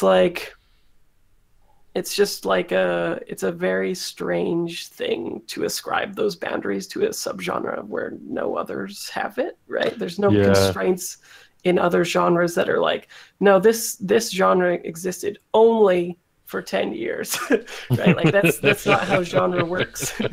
And it's also not how language works, right? Like, we redefine what punk means all the time. Like, you might not like that literally means something else now, and you might not like that punk means something else now, but it's still cyberpunk. Like, I pissed a whole lot of people off when I wrote a review of Her and said that it was cyberpunk, and then was like, prove me wrong. Right? But yeah, like, it's just and it's also super weird because that genre that declares it dead is now or sorry, not the genre, the people that were living during that time and keenly feel connected to cyberpunk, so much so to defend it in the first wave, are generally the people that are ruining the world right now too, right? Like, they're the people that voted for Brexit and the people that voted for Trump. So it's just like, what is happening right now, right? Like, I love cyberpunk so much that I'm making it happen in the world right now, right? It's it's very strange, but it also has become like internalized in pop culture in such a way that is not anything like a subgenre has ever done. Like, this book is really cool on that. You can't see it because of screen mirroring. Cyberpunk and Visual Culture. It's a academic book, so it's of course very small and costs $80. Yep. But it's really interesting because it goes through how people, like, our mainstream culture has internalized cyberpunk, which is one of the reasons people declared it dead. But again, not how genre works. What was the question? Irrelevant at this point. Yeah. That was great. That was great. So I have a question for you that sort of goes back to about halfway where you were talking there. Okay. So you've made now. Sounds like your first game was not cyberpunk at all in a lot of ways. But you've also made the Veil, and then several sort of expansions for that did different things with it. And now you're making Hack the Planet, and it sounds like you got a couple more things on the burner, so I don't know what those are. We can talk about them later for sure, but if you want to. But you are obviously very well read in the genre. You have very passionate feelings for it, very informed things to say. Do you feel a responsibility to sort of the people that are like, yo, cyber arms and guns and shit, through like that come to the game on that level, like at least towards your perspective or sort of deeper into the genre? Do you feel responsibility to educate on the genre, I guess is the question? That's what I'm trying to do with all of them, yeah. Like the Veil is sort of my perception of the genre and saying like explicit permission to make the cyberpunk that you want, and just saying that like, hey, this is a toolkit of it, and whatever playbooks you choose to make, it's still going to be cyberpunk, right? Don't let people tell you that it's not cyberpunk if you want it to be cyberpunk. It's got the high tech, the low life. You're covered. Just do the type of stories that you want to, embody. And Cascade was even more explicit with it because I hired Claire Wall to write like literally a dissertation on cyberpunk within it and published it. And it was like, hey, here's what cyberpunk is academically. She's a PhD candidate. Please take her seriously, pretty much. And here's the problematic intersections. And here's a whole bunch of content for the Veil that you can use to further make these stories. So, and then I also included a huge appendix N in that because people had been on me to include that with the Veil. They were like, dude, like, where are you getting this stuff from? So Cascade, the last like 3 or 4 pages is just like visual media, academic media, like academic literary stuff. Like everything is just kind of laid out bare, and it's only the stuff that I really liked and felt enjoyed. So, but yeah, I'm still. I mean, I have 40 books, I think, on the back burner of cyberpunk. I'm always researching it. I even have a blog, consumingcyberpunk.com, where I review that stuff. Yeah. And so I do feel like a responsibility, and I hope to like have people play these games, get really excited, and then find that adjacent and tangential material to reinforce that stuff. Like if people check out Cascade and then they're like, oh shit, I better read Rosewater by Tate Thompson, which is incredible. That is a huge win for me because that book should fucking sell out forever. Well, in that they keep reprinting it so people can buy it. But yeah, like that book has such a command of the English language that I've like never seen, and still been cyberpunk, but is in Nigeria. And written by a black man from UK who obviously has done research and knows what the hell he's talking about. Like he tells you what it smells like, what you're eating in Nigeria. It's like a point of view perception of Nigeria, but a cyberpunk story as a black person in Nigeria. And it's also like a first contact story. So it's like, it like blew my goddamn mind, basically. I read it like every 6 months pretty much. And I've got him on Twitter and he like followed me back and I was like, what is real? Yeah. You should follow him. He's super insightful. He makes really nuanced commentary and sometimes not. And he put out a new horror book and stuff too. But if like anytime anyone is like, what 2 books would you tell me to read? I'm like, Summer Prince and Rosewater. Get it done. Yeah, but I hope that I'm doing that with my games. It can't all be on Austin, right? Yeah. So many people are just like, oh, you went to school and have a PhD in like labor adjacent things, I think you're wrong. Right? I'm just like, what? Who does this on the internet? Yeah. Yeah. Who argues with Austin Walker about labor on the internet, right? People with more time than sense. Before the Austin Walker tangent, because that's going to come back. What's the name of the horror book? The horror book is The Murders of Molly Southwick, I believe. Something like that. Southbourne? Southbourne, maybe, yeah. Awesome. And it's a little novella, and I bought it, but I haven't read it yet, and it's supposed to be really good, but... I'm just putting all of these books on my wish list as you talk. So. Nice, yeah.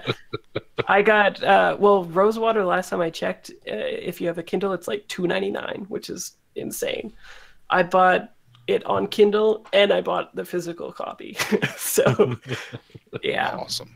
And I've got a review on it, and even if you go on, it might be a little bit spoilery, but if you go on any of my Goodreads reviews, I have all the notes that I took on each of them too, like all the highlighted stuff on Kindle, which is really cool. It just like automatically uploads it for you when you finish a book. Wow. Yeah. So, yeah. That's cool. If you want to see my weird mind at work, be like, why did he highlight this sentence? Right? That's really cool. Yeah. Man, I'm trying to figure out how to follow that up. Austin Walker tangent. Well, I mean, there so, is... Okay, go ahead, Zach. No, well, okay, so I just want to run back around to a thing. The thing that I got from you describing the veil and the way you put it together and the way it was intended to be used, I really like. I'm one of the things that you seem to be very passionate about and have put in your work is this idea of like gatekeeping people out of the fiction that you love is a thing that's feels very wrong to you, is what I'm getting, right? Like, Definitely.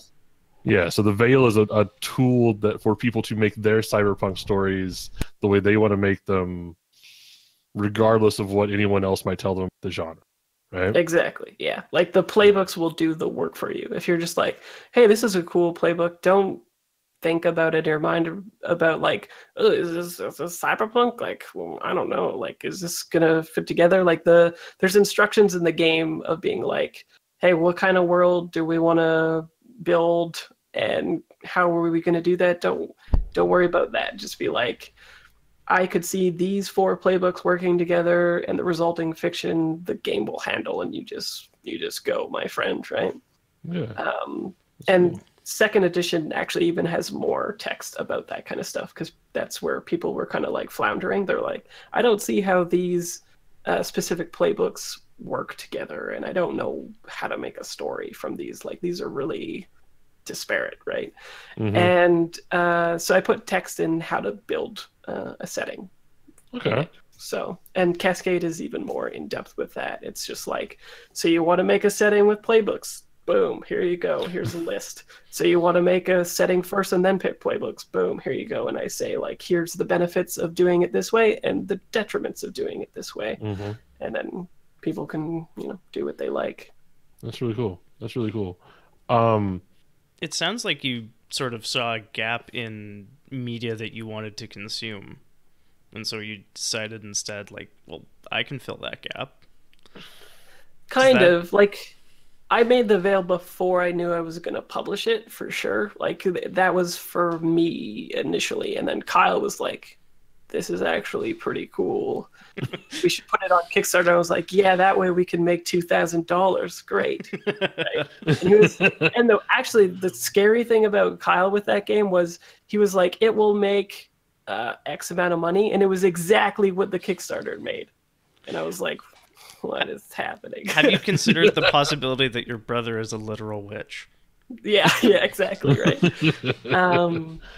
But yeah, like I honestly didn't even think it was going to fund. And game design for me is my only outlet, so that's why I think the games say a lot about me in it, to a scary amount, right? Like when people were criticizing it to have a lot of Asian influence, my initial reaction was really bad. I got really angry about it, and after some reflection, it was because they were right? Like I had a whole bunch of consumption of visual media that fetishized Asian culture, and then it like sort of translated to it in a weird kind of way, because even like the art alley had that same bias and we both didn't see it, you know. Like we have like the same visual touchstones like Blade Runner and stuff like that, and in Blade Runner all you see is like Asian culture because it's the 80s, right? So I changed Geary to obligation, and you know, I tidied it up and changed it. But initially my reaction was super toxic about it, because I was just like, if it really sucks when someone looks at your stuff and the game that you wrote for 4 years, they're just like, you're fucking racist. Right? And that was like a generalization, but they weren't wrong. Like it probably only really needed some text to be more nuanced about treating Geary correctly. But what I took away from it is people aren't going to do that. Right? Like I could add the game already has inclusivity and a whole bunch of things reinforcing about how you should play it. But if the default is Geary, people are going to use it like that, and that was unacceptable. So if you don't make your setting reinforce the mechanic in that way, then change it. So I changed it to obligation. And I think it takes a little bit away from the word, because Geary has more ramifications for a culture. And I like the idea of the whatever culture you're playing having that inherently about it is a neat idea. But I mean, ultimately, if you make it about obligation, you get what it's supposed to do anyway, and you don't have to like articulate exactly how to do it properly, because I'm not the one to make that argument anyway, right? So yeah, I think that there's always room to make some text better, and that's why when I'm doing this game now, Hack the Planet, it was super important to me that all the stretch goals be people from different lenses to catch those gaps where I'm, fucking up. So that's why I didn't want to handle transhumanism and stuff like that. Like I could make good commentary on certain things, but other things, you need to get other people to do it, and you need to pay them to do it. So that's sorry. Here. Yes. Okay. So, if the veil, so the way you describe the veil, and I'm just going to tie in, I swear to God. So it's a toolbox, right? And you give them tools, you give people tools, you then sort of lay out how they could use those tools to make the thing, and they make it their thing, right? The settings that are produced via the veil are their thing, right? Yeah. Hack the Planet seems like a very different animal, right? Yeah. I think it has to be too, because it's so weird, right? Like, yeah. That's why I chose Blades, is because I was like, everything about it makes you have to interrogate your setting and think critically about it, and then make all the mechanical stuff go into it, right? Like from the people that they know to the items and their selection for load to all the factions and stuff like that. So I wanted to get a really interesting flavor of cyberpunk and climate fiction. And the best way to do it was to present people with all the information. And there's still a lot of room in Blades, I think, to make it your own. Like, if you look at the factions, there's like, here's the 3 people and their motivations. Within that, there's totally a lot to play with, but it gives you the evocative things that you need, and then you create your own thing. The only thing I don't like about it, to be honest, is everybody talking about their shit with the Dimmer sisters, right? That's the only downsides of it, is like, oh yeah, okay. It's like that thread on Story Games, all the Rolfs that I have known from Apocalypse World, because one of the name selections on it is Rolf Ball or whatever, right? So everybody has known all these Rolfs, but like, it's interesting that happens, but it kind of like irks me a little bit that it's like a continuous thing. If you play Dungeon World, for instance, and it's I can't remember the playbook, but someone always picks the same name from that goddamn playbook. And when you keep playing Dungeon World with other people, you're like, okay, you fucking are not Rook, okay? The original, like in an Apocalypse World, I remember every single time anyone has ever picked the name Gnarly off of the list, they are always at the head of whatever front ends up just derailing and fucking the entire campaign. Yeah, it's interesting because it creates like this community and talking about it, but at the same time, it sort of takes away from the fact that you think that you're making all this like original fiction. Like you are. It's like original, but it's also like not, right? Yeah. Yeah. So Yeah.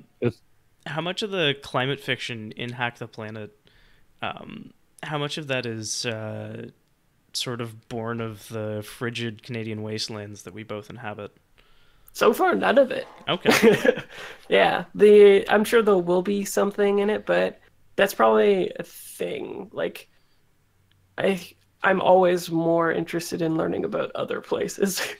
So there will be like a Canadian thing, but that will probably be me doing actual research on what Canada is up to with climate fiction right now, as opposed to short stories about it. I have read a couple short stories and anthologies about specifically climate change in Canada, like CO sinks and stuff like that. But yeah, nothing that was like so evocative that I was like, hack the planet, it's gotta go in. When I was reading some other stuff, like, it was bad. I couldn't even like get to sleep because I would read something exciting, I'd turn on my phone, blast my eyes with that shit, write it down, and then be so excited to write about it that I just wouldn't even sleep. So yeah, and usually that's when I know that I need to like publish the game too. Like I had that with the Veil and Cascade when I was just like vibrating in bed. Nice. Like, this is a thing that needs to get out of me. That's when I know I'm like doing the thing. Because like I said, I really hadn't had any experience doing a creative outlet thing at all before my brother was like I told my brother, I was like, I don't do game design, right? Like I don't get it at all. And like, you know, what are you talking about? You're a crazy person. And he was like, you've just never tried to be creative. And so I was like, all right, I'll give it a shot. And then like, have you seen Love Actually with that kid who's practicing to be Ringo? And he has that sign on his door where he's like, my life is Ringo, or my life is Beats, or whatever. That literally was me. Like every AP of Apocalypse World, every like PBTA game that I could get my hands on, I was just like imbibing all of it. And then the Veil eventually came from it. Like even just the core mechanics of the Veil says a lot about me, right? Where it's all about your feelings and it trying to be a little bit more intuitive. And that's just because as a GM, that's the information that I need to make the stories that I want. Whereas everybody else was like, go hard, go soft, go whatever, like with the different stats. I was like, I need to know what you're feeling, how much, like the approximate amount of that feeling, and like we'll go from there, because cyberpunk for me is rooted in that kind of fiction. Well, for the stuff that I love about it anyway. And again, it kind of subverts what was done in gaming culture previously. It's usually like style and aesthetic over substance. And I wanted to completely flip that on its head, and hopefully I succeeded a little bit. I don't know. It sounds a little pretentious saying that. Like, I need to just be the William Gibson of the games.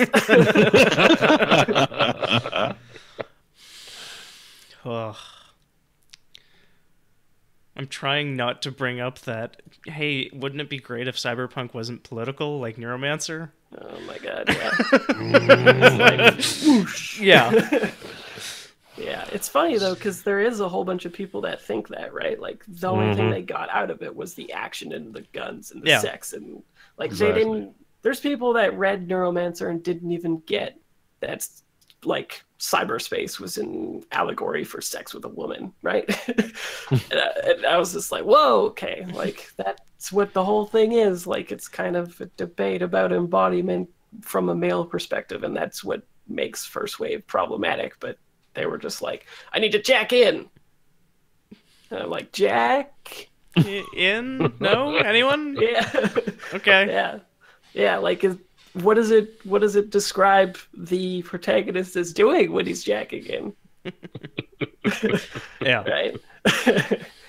He's dominating a female environment, is he not? So I don't know, like how you miss that stuff, but it happens. And I mean, it's just a bias that happens when you read the stuff that you want to read, right? Mm-hmm. I think it happens to everybody at some point, but to miss it with Cyberpunk is interesting. I mean, for some people, it is just guns, chrome, and lightning fast reflexes, and it's. I know so many. Sorry, come back. No, I don't know how you separate like the whole oppression and the I know people who totally leading to the downfall of everything being part of the. I know people who've played Shadowrun for a decade, and like have knowing if you point out that there's like oppressive capitalist overtones to Shadowrun, they can't follow you there. There's not much else to Shadowrun. They're literal dragons. Yeah, but there's also a lot of shopping in that game. Yeah, it's like gear porn and magic and like cool action blast scenes. Yeah. Well, and the thing that I like about Shadowrun that people don't get sometimes is that like for one, you could tell from my games that I wouldn't enjoy Shadowrun, right? But the funny thing that I always see levied at Shadowrun not being Cyberpunk is they say magic isn't in Cyberpunk, and I'm like, have you fucking read Neuromancer? What do you think a Neuromancer is? A Neuromancer. Neuromancer. The Mancer half of the... Yeah, like, do you see the shit that guy did in the book? Like, that's inexplicable, and it's actually meant to be inexplicable, right? Like, it's saying that religion and the other forces in like capitalism and stuff is a valid way of looking at certain things, and they're like equal within the fiction. They get the same amount of screen time in it and stuff, and people are still like, no, there was no magic in Neuromancer, and that's why Shadowrun is not Cyberpunk, right? And I was just like, okay, whatever. Like, it's just it's hard to look at a thing that you like a lot critically, I think, sometimes. Yeah. That happens with anybody, right? Like, I'll watch Buffy the Vampire now, and I'll just deliberately be like, this isn't problematic. Well, I mean, right? it's good to be critical of media you love, but that just because it's good to do that doesn't mean it's easy to. Yeah, and it's a different experience, right? Like, you can still be okay with enjoying problematic content and be critical of it. You don't have to separate them, right? Like, it's weird that people think that the thing that you like is synonymous with your character, and that is capitalism right there, right? Like, Right. Like, and that you can't critique the things you love. Yeah, for sure. I mean, personally, it's very hard to hear criticism of a game that you really like, but and the game that like you made and crafted, but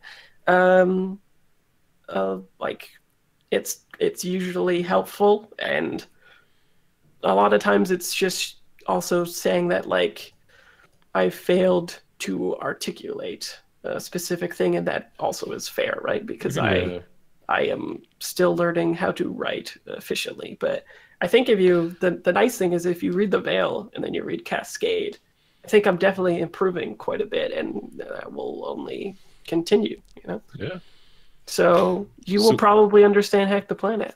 Hey. So is getting your stuff out on Kickstarter, is it like a scary thing to kind of be, I guess, you're putting yourself out there, right?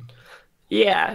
It opens yourself up to the public eye and specific criticisms, and it really shows you your blind spots as well. Like, the first comment I ever saw about The Veil was somebody saying that it wasn't cyberpunk, for one thing. they said specifically, you've got your sci-fi in my cyberpunk, and I was like, yeah, that's pretty tangential in a big way because it's the subgenre, but whatever. But yeah, and then like a comment on Facebook for one of the posts for Hack the Planet is a guy said, oh, this is literally called Hack the Planet. It better be good, but will probably be samey. So I don't know. There's nuanced approaches to critique, for sure. But the funny thing is a lot of people assume that it's based off the hacker, the motto thing that he screams at the end of Hackers. But Hack the Planet is actually like a big climate fiction thing, right? Like there's blogs that talk about hacking the planet. And, so it's a big thing in climate fiction, but the people that aren't steeped in that and only know cyberpunk are like, oh, he just really likes hackers, right? And I'm like, no, in this game, you literally hack the planet. And that's why I named it that. So it's just weird. Like there's always blind spots, right? So I think you can tell me how much this is true, because you've Kickstarted 2 games now? 3. 3? The Veil, Cascade. Okay, yeah. Hack the Planet. Yeah. This would be a weird question. There basically with Kickstarter, there are people on the internet telling you how much they like your thing with money, right? Yeah. Is there any degree of like personal pride or like despondency? Like if you see that people like your thing this much, does that mean something to you at all, or is that secondary to the production of the thing? It's nice. Like I definitely have an ego, and I want to feel validated from people, especially like my peers. I have a very big thing with the intellectuals in the community where I want validation from them because they're higher educated than me, and I'm just like, senpai, notice my Oxford comma, stuff like that. So it's cool seeing people like Jonathan Walton share the posts and being like, this was an instant back for me, right? Like those things, I'm just like, wow, my heart is full, basically, right? And how excited John Harper was about it too. Like I even emailed him and Sean Nittner, and I was like, hey, is it cool if this is a thing that's happening? And they were like, yeah. But I just didn't want to step on anyone's toes because I knew that people were doing cyberpunk hacks, but I felt fairly confident that they weren't intersectional with climate fiction. And I was right. But I don't know. It feels great that it's doing well. And like it's hard. I keep analyzing it a lot because I try to figure out if it's just an ego thing or not, right? And sometimes when there's campaigns that like just launch into the stratosphere, you're kind of like, oh, fuck those people, right? You're like, what is going on here? But there's a certain amount of like paying your dues, I think, in the community that is a good thing for it. Like it's a gatekeeping thing as well, because POCs aren't going to make good enough money right away with their first project. But at the same time, it also proves to the community that you're staying and your design work is going to continue, and you're not just like one of those people who hit up Kickstarter for the one dream project and then you're out, right? I think a lot of PBTA has soured people specifically because they know that it's a one and done. Like people will just be like, I've been working on this PBTA game, I know it's going to sell because it's PBTA. All kind of like half-assed-ish for layout and art, and just get it out there, and then that's me forever, basically, right? Like I'm done. That's all I wanted to express, and I think that's perfectly valid and fine. But it doesn't continue with the trad side of things, where people know that if they buy a product, it's going to be supported for a really long amount of time, and they'll be able to like fan out and geek out about the settings and the things that are coming out with it, and they'll be a part of a community that likes the thing and will communicate with them and stuff. Whereas PBTA is like, here's a specific genre, here you can emulate it, and then there's nothing else to do, right? Like I've talked to Kyle about doing stuff for Worlds in Peril, and he was like, it's complete, right? Like I worked so hard to make it the thing, and so like what would I do? And people are like, adventurers do like, you know, iterative mechanic design on it and stuff. And he was like, I made it as good as I could make it, And I'm not interested in doing a setting thing. I'm interested in doing X. Like Kyle has fucking like 14 games that he wants to get out, right? He's not super interested in doing Worlds in Peril 2 or whatever. He's interested in expressing other things that he has inside of him instead of iterating Worlds in Peril. So I don't know, it's interesting. I think definitely as people realize that I'm here to stay, there's more attention on me, maybe. But it could just be also that I'm working within systems that are really popular, right? And that's just a different kind of challenge that I enjoy, you know? Like, when I look at a system that I really like, I want to take it and express myself through it. And it's usually, you know, through the things that I love. And I love Cyberpunk a lot, as you can tell. I've done like, I don't know, 60 reviews of them or something. A lot of stuff. I have like an IMDb list of things that I recommend Cyberpunk, and it is 105 things, which means that 200 things are not on there. But yeah, so it's just, I'm not too sure. It feels good that it's successful, and I want to hold on to that feeling. I don't want to become the person who does the pre-order system. I've been backing on Kickstarter for like since its inception, and part of it is that you're trusting the other person with the risk of your money to even be lost sometimes, to make the thing, to make their dreams come true. And I think it's lost that bit of magic, and I try to keep that in my campaigns. I make it so that backers get it cheaper than customers. I don't think they're synonymous people, you know, like I want to give you some incentive for believing me and like getting the thing before everybody else, and getting it cheaper is the way that I know how to do that. But yeah, like I just remember when the Kickstarter videos were just talking head videos of people being like, please, like I can do this, right? Believe in me, and give me the money, and you'll get me, a part of me, an expression of me. Yeah. And so I think it's a little bit too bad that sometimes the ones that do really huge are not like that. And part of the attraction of Blades was it was like that, right? Like it did 180 grand, but you could tell John Harper had put everything into this thing, right? And he didn't release it for a couple of years later because he was like, no, you get it when it's perfect.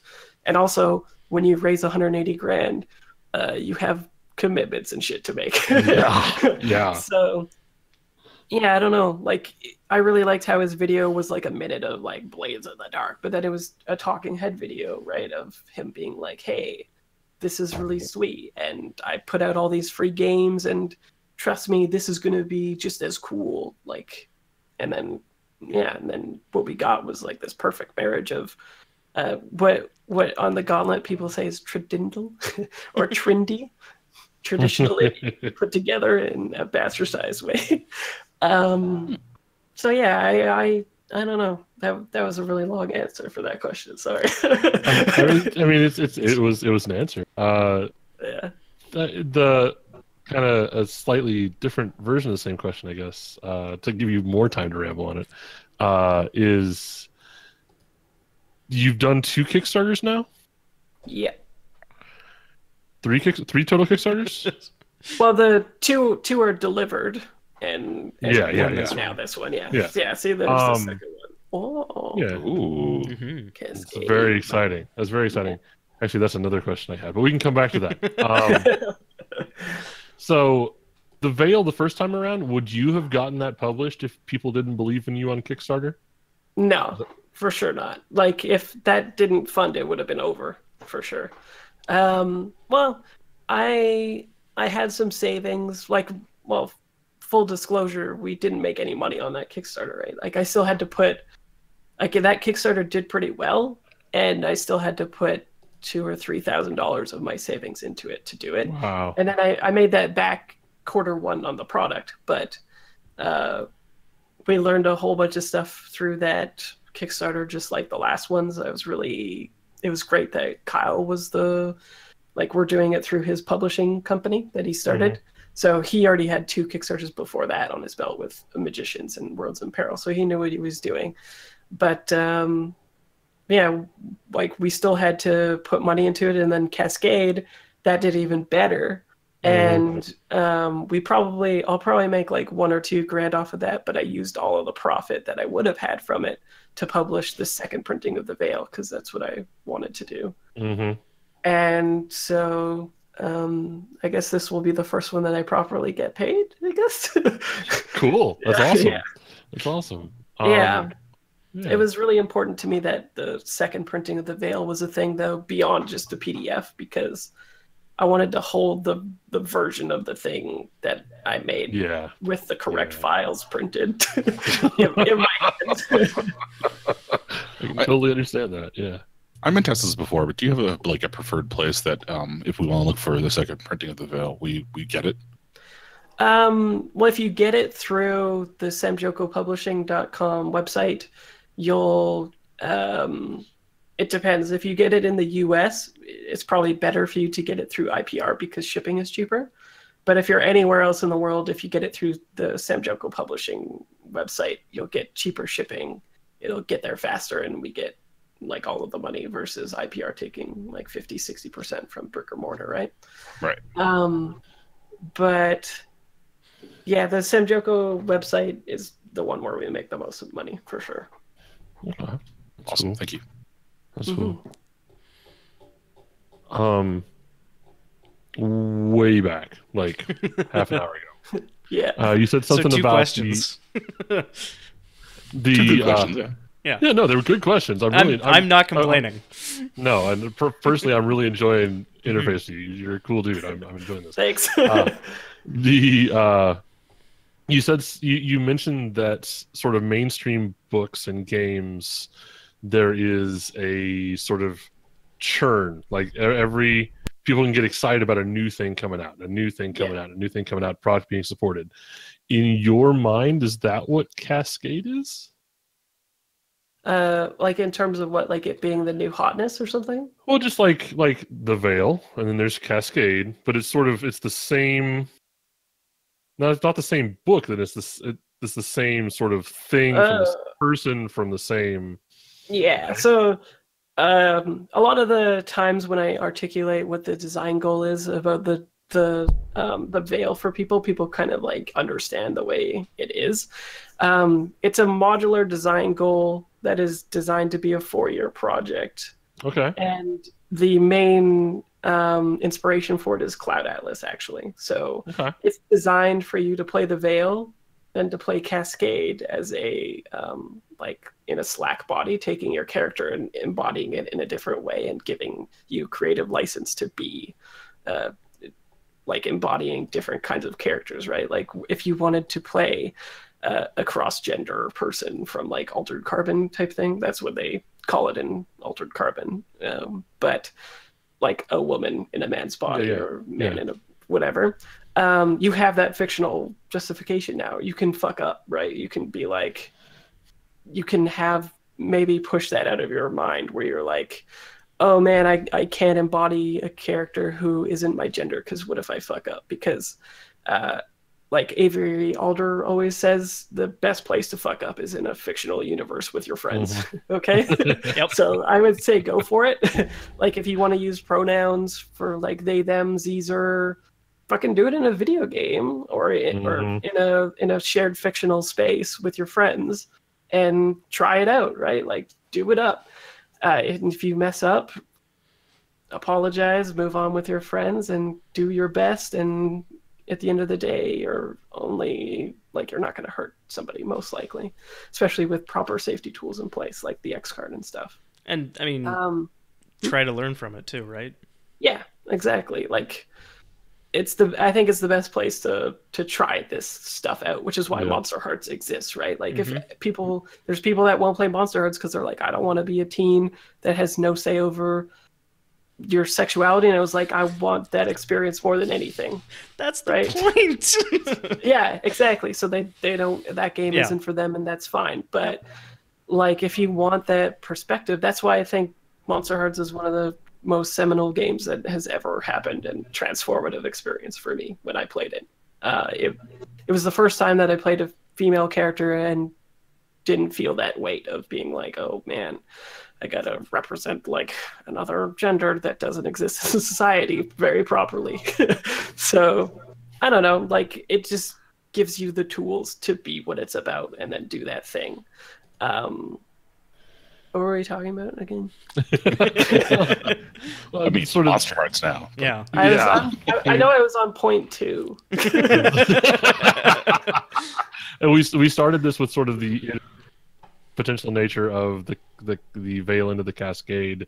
Oh yeah, And- yeah. Right. So you're meant to go from the Veil to Cascade, and then play the third book, which is coming, which is Inheritance. And in Inheritance, you're the imprint. You're called an imprint, and it's a biopunk thing. And the imprint within you, you're a manufactured working class that is perfect at doing one specific thing. And the imprint is your previous character that you just played. So you have the legacy moves of their character that you can pick a couple of or whatever. And you take humanity harm in the game when you roll once and do a legacy move as their imprint resurfaces within you. So it's meant to be a Cloud Atlas-like story where you're jumping from time to time to time. And so it had to be that kind of a design, like a modular thing that accommodates whatever fiction. But then the way that cyberpunk is ingrained in it, as well as throughout that iteration, right? Like you have all of this stuff that you could make gets a little bit constrained in Cascade, Okay. getting put into this body, and then suddenly you're the imprint of that person in another person who is like, I'm designing it to be kind of like Cowboy Bebop in space, basically, but cyberpunk. Okay. So you're like these people that have a past that's injected into them unwillingly, who are manufactured to be like weapons or, interfacing with technology like spaceships. Like the Shepherd class or playbook is designed to be somebody who can only feel love if they're connected to their ship. They can't feel love for another person, right? For instance. Okay. So it's very like the genome meets Cowboy Bebop, and then you are design.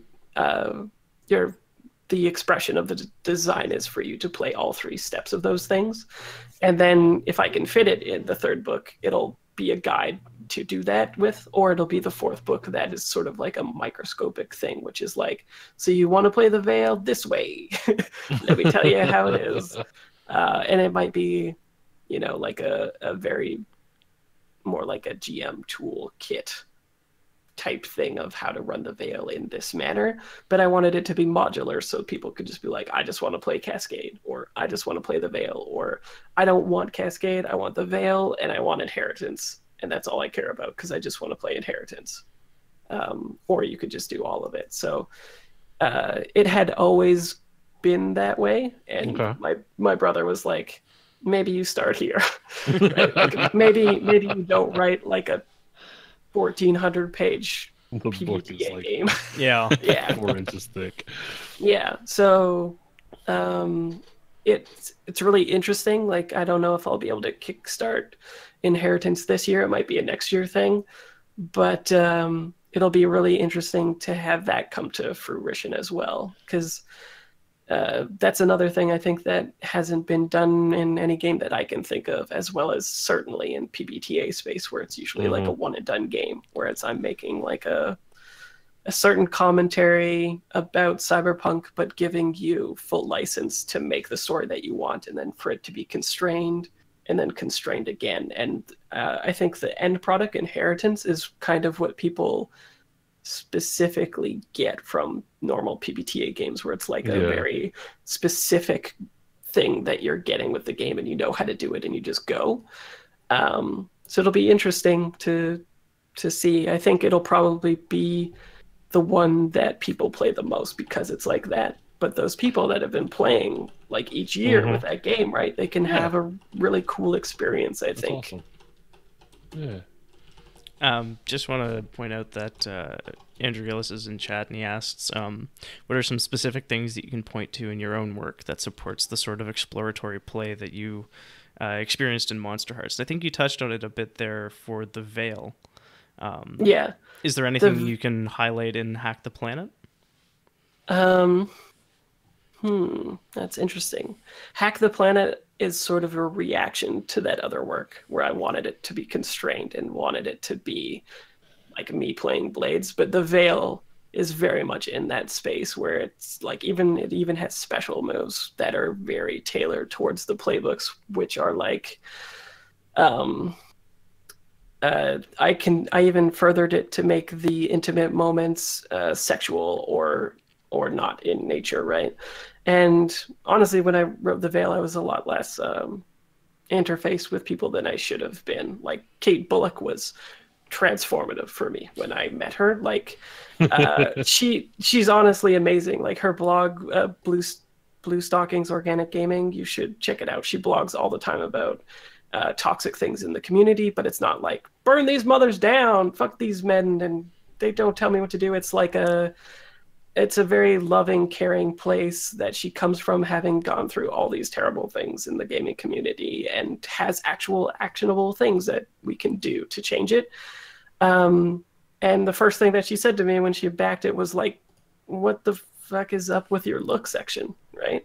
Because at the time, this will show you exactly where I was in my life. I was like, I had man, woman, concealed, and disguised or whatever, or ambiguous, right? The things from Apocalypse World, and I thought that was like incredible. I was like, whoa, I've never seen this. Four options. Surely this is everything, no? And Kate was like, let me tell you a fucking story, Fraser. And then I got her input to make the looks of the Veil, which is completely different, right? Like esoteric, femme, masculine, animalistic, fluid. There's tons of different things, and they're so open that because we don't know what the future is like, that people can ascribe whatever they want to it, especially if they just pick esoteric and they're like, you know. It always, as a joke, I don't mean this literally, I always think of the fifth planet when or the fifth element, when the guy is like, negative, I am a meat popsicle, right? So yeah, the Veil is definitely the ultimate, I think, expression of me. And I think you can kind of see where I was in my life at the Veil, as well as where I'm at in my life in Cascade, with trying for those transformative experiences. Hopefully that's a good enough answer for Andrew. But yeah, I think it's very beneficial to me that Cascade is coming out in the format that it is, like a year later, and then also Inheritance a year later, because 4 years ago Fraser was not in the shit, right? Like it would have been a very different game that wouldn't have articulated what I feel, and also been gatekeeping from people that wanted to play the Veil the way it is. Like even the empath, the way it was, I worked with Austin Walker to change that playbook to make it more inclusive because it was problematic. And so like, what if that just never happened? Yeah. Right. And then like the people that pointed it out were usually people who are not cis het white dudes, right? And saying like, hey, this is problematic because there's consent lines that are continually being crossed. And I came at that from a science fiction point of view, which is that is the point of an empath, right? To make you feel that way. But from a player perspective, you should fucking know that, right? Yeah. Like you shouldn't be experiencing that with the mechanics first. There's a blurb in there about consent so that you're aware that the playbook is about that.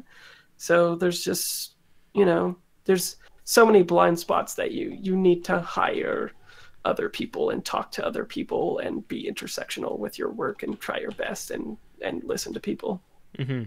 For sure. Andrew is satisfied. Oh, thanks. Also, they pointed out that the fact that it's a look is possibly a piece of nuance that gets lost on some people because it's descriptive, but it's not prescriptive, I think is the way to say it. But I mean, yeah, breaking it down even further makes, I think, what is subtext text. So yeah. Well, the funny thing is I've carried that over in all the designs. Like, for instance, for the look of Hack the Planet, I haven't actually talked to Edrew about this, but I think I have mentioned to Ashton and Melody. But I want to talk to them about what the looks will look like in this game as well, right? Same thing. I want to change it because I'm not satisfied with the options in Blades, and also in the future we need to be thinking forward, right? Like, we're not in a gaslit town. Yeah. So, yeah, but also when I do my serialized fiction work in my Uncanny Echo, I don't know if you guys have heard of that, but I release a monthly PBTA game that assumes that you have like system mastery of PBTA essentially. But it is a system that builds a meta narrative with each game issue. So the meta narrative is that you play completely mundane people caught up in uncanny events. And then each issue you embody these players, and then the meta changes each time. So the first arc that I did with the first 3 issues, for instance, is you are bank robbers, and it's kind of like The Town, the movie. But when you get to that bank, the shit that's in there is uncanny, and who knows what it is. Like, you're building towards that point in the game. And each issue is like 20 pages, pick up and play, $2 on the Patreon. And then the next issue is Suburbia, where you're experiencing an echo of that first event as mundane people, as neighbors. So you have like the nosy neighbor and the conspiracy theorist and stuff like that. And you all come together on this cul-de-sac to play like a weird X-Files thing, basically, before those people get there. But then the third one that wraps up that first initial arc is Takers, where you play people with kind of supernatural powers, maybe, or technological. It's up to you to define that. In the previous game, you have a clock that is the truth that you're trying to get to. And in the third game, you play Takers that are erasing that clock till it's gone completely. Oh, awesome. So you play people that are like, one erases memories, you go into the memory and take it. One, like, you're editing the world into something like that, and it's also implied that you're kind of like consuming it into yourself. And there's questions as to if you are also being taken from after that happens. So you get to play a lot of different stuff by forming it like that, because the initial consent boundaries of the Takers would not be something I would be willing to do unless I had embodied the character of the previous issue and been okay with it. So when you are playing the Taker, I get them to be the one taking from their previous character, so there's no boundary of consent there, right? You know how far it's going to go because it's whatever you're willing to explore and deal with. And in the new one that I have on the Patreon, you are residents in a nursing home, like old people that kick ass protagonists. And my dev editor, Jason Cordova, laughed for a second because I have gender identity and no options. You have to fill it in. And his little editing note was like, these are some pretty progressive old people. So yeah, all of that was to say that one joke. But well, and I mean, yeah. we get to plug your Patreon, patreon.com/Fraser Simons. Yeah, and it's also at the $1 level, you get the actual play of us actually like play testing this stuff. So if you're like, whoa, how does this work? You can actually hear us playing the whole thing. And then you can also listen to the end where it is roses and thorns with the characters being like, I really like this, but maybe this could be better. Mm-hmm. And then you can see in the issue what I have changed to accommodate that. So it might be informative that way as well. Nice. Mm-hmm. And I actually have a vote up on the Patreon right now for what will be the next issue. So if you pledge at $5 or higher, you tell me what I'm writing. And of course, I win either way because the options that I put up are only things that I like. Right. So Yeah. You've created managed the best democracy. kind of choice. Yeah. yeah, exactly. Oh, which also leads me to a thing that I thought of too. If I can swing this for a stretch goal, I was thinking of, have you guys read Impromocracy before by Malcolm? No. It's really interesting. It's a cyberpunk book that came out last year, I think, with it's like a spy thriller, kind of. But the major thing that I really like about the setting is it's infomocracy. So every few thousands of people are its own democratic vote in a micro democracy. Oh. And so the politics around it is like you play like spies that are trying to subvert different corporations by swinging people's vote or causing earthquakes over here. And like, you know, the people there who are in residence for the corporations don't deal with that accident well enough. So the next time they vote, they're not voting with you again. So I think it would be an interesting overlay to have over the map as an optional thing. So I could just have like the, you know, shelter one or whatever, and then have different political zones. And then as a starting scenario, be like, okay, cool. The Nourish Corporation that does all the gene hacking that is on top, kind of like the Wallace Corporation for Blade Runner 2049. They control all the food, right? They have this section, and you get hired by information to take knock them it out over. Or, like, yeah, go do something in that district. And so you gather information, and then you can, you know, act on that and stuff like that. So that's a thing that I might make as a stretch goal if I can find someone that's good at doing that with maps. So you could just like slide it over as an overlay on the map, perhaps. Nice. Really nice. Mm-hmm.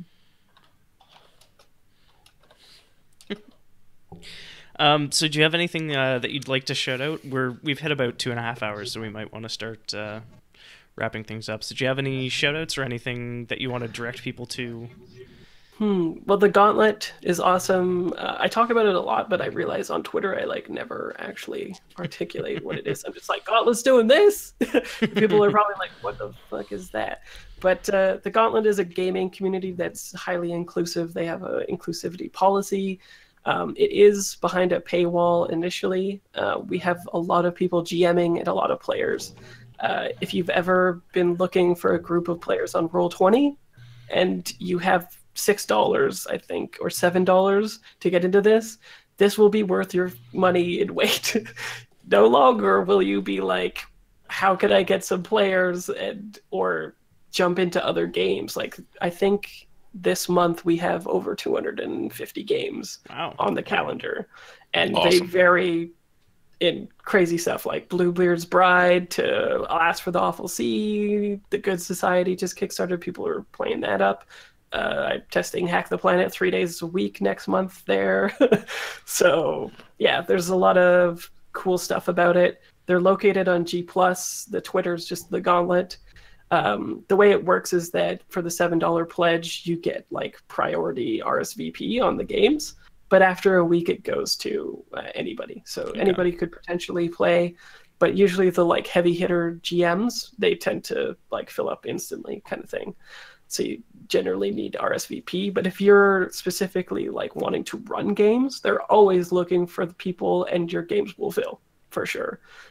Well, depending on what you're running, right? I can't promise that anything that you're running will fill, but people play OSR games there, they play story games there, they play PBTA, they play Blades. I'm in an Eruvian Blades game from Johnstone next month with Lowell Francis.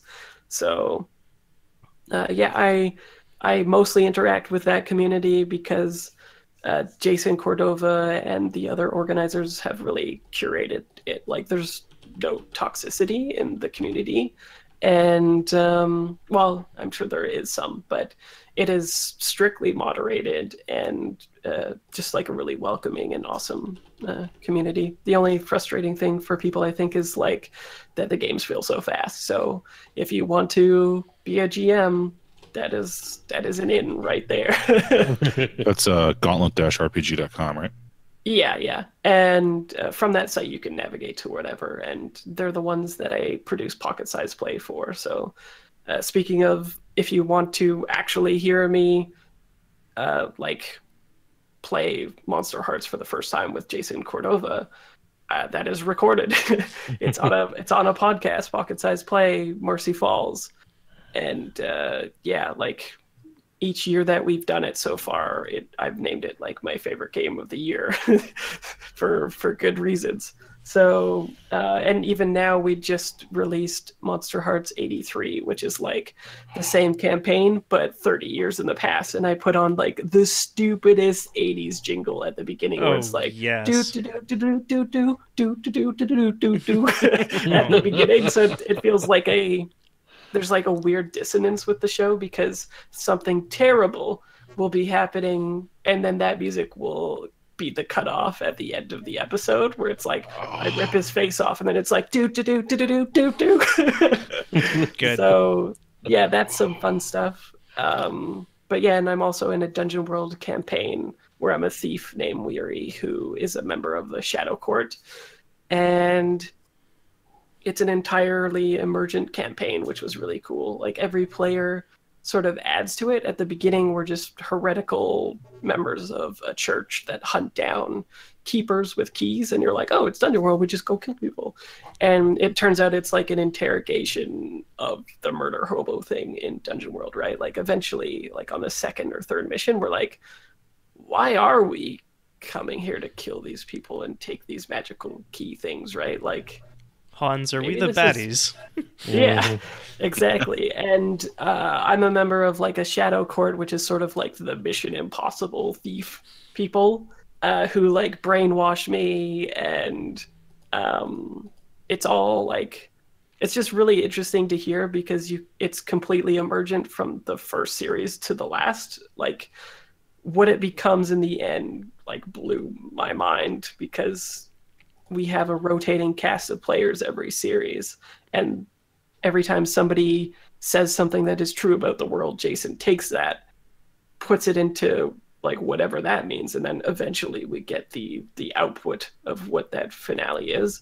And truth be told, you can listen to the entire thing on YouTube. Like they're all recordings on the Gauntlet YouTube, but I take those recordings, I put them through some massive filters in Audacity, and then I work some editing magic to pop out those sessions, and I cut out breaks and pauses and stuff like that. But like I was saying, it's really interesting Pocket Size Play because we never recorded and was like, people are going to listen to this later, so there's no performative thing about it, but all the players are super giving and super like nice, and you can tell like I think it's a good actual play for PBTA of people trying to be giving players and like include other people in scenes and teach them how to even use the systems well, and see Jason's system mastery at work with both Monster Hearts as well as whatchamacallit, Dungeon World, which is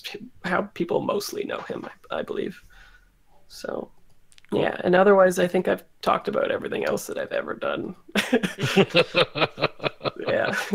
Cool. As a reminder, go buy Rosewater. Yeah. Yeah, support Tate Thompson because it's amazing. Awesome. Cool. Well, I think that that just about does it for us. Zach, Mike, do you have any final words? No. Thanks for coming on, man. Yeah, thanks so much for coming on the show. We should definitely do this again. Yeah, this was super fun. I could talk even more, and I'm on all social media as Fraser Simons. I'm most active on Twitter and G+, because for everyone that doesn't know, all the game designers secretly hide on G+. Mm-hmm. So it's a thing, and photographers. Yeah, so, whatever. Cool. All right. Well, yeah, we should definitely do this again sometime, and then we can pick your brain about the outcry against Cartel. Woohoo! Yeah. All right. Good night, everybody. Night, Internet. Night.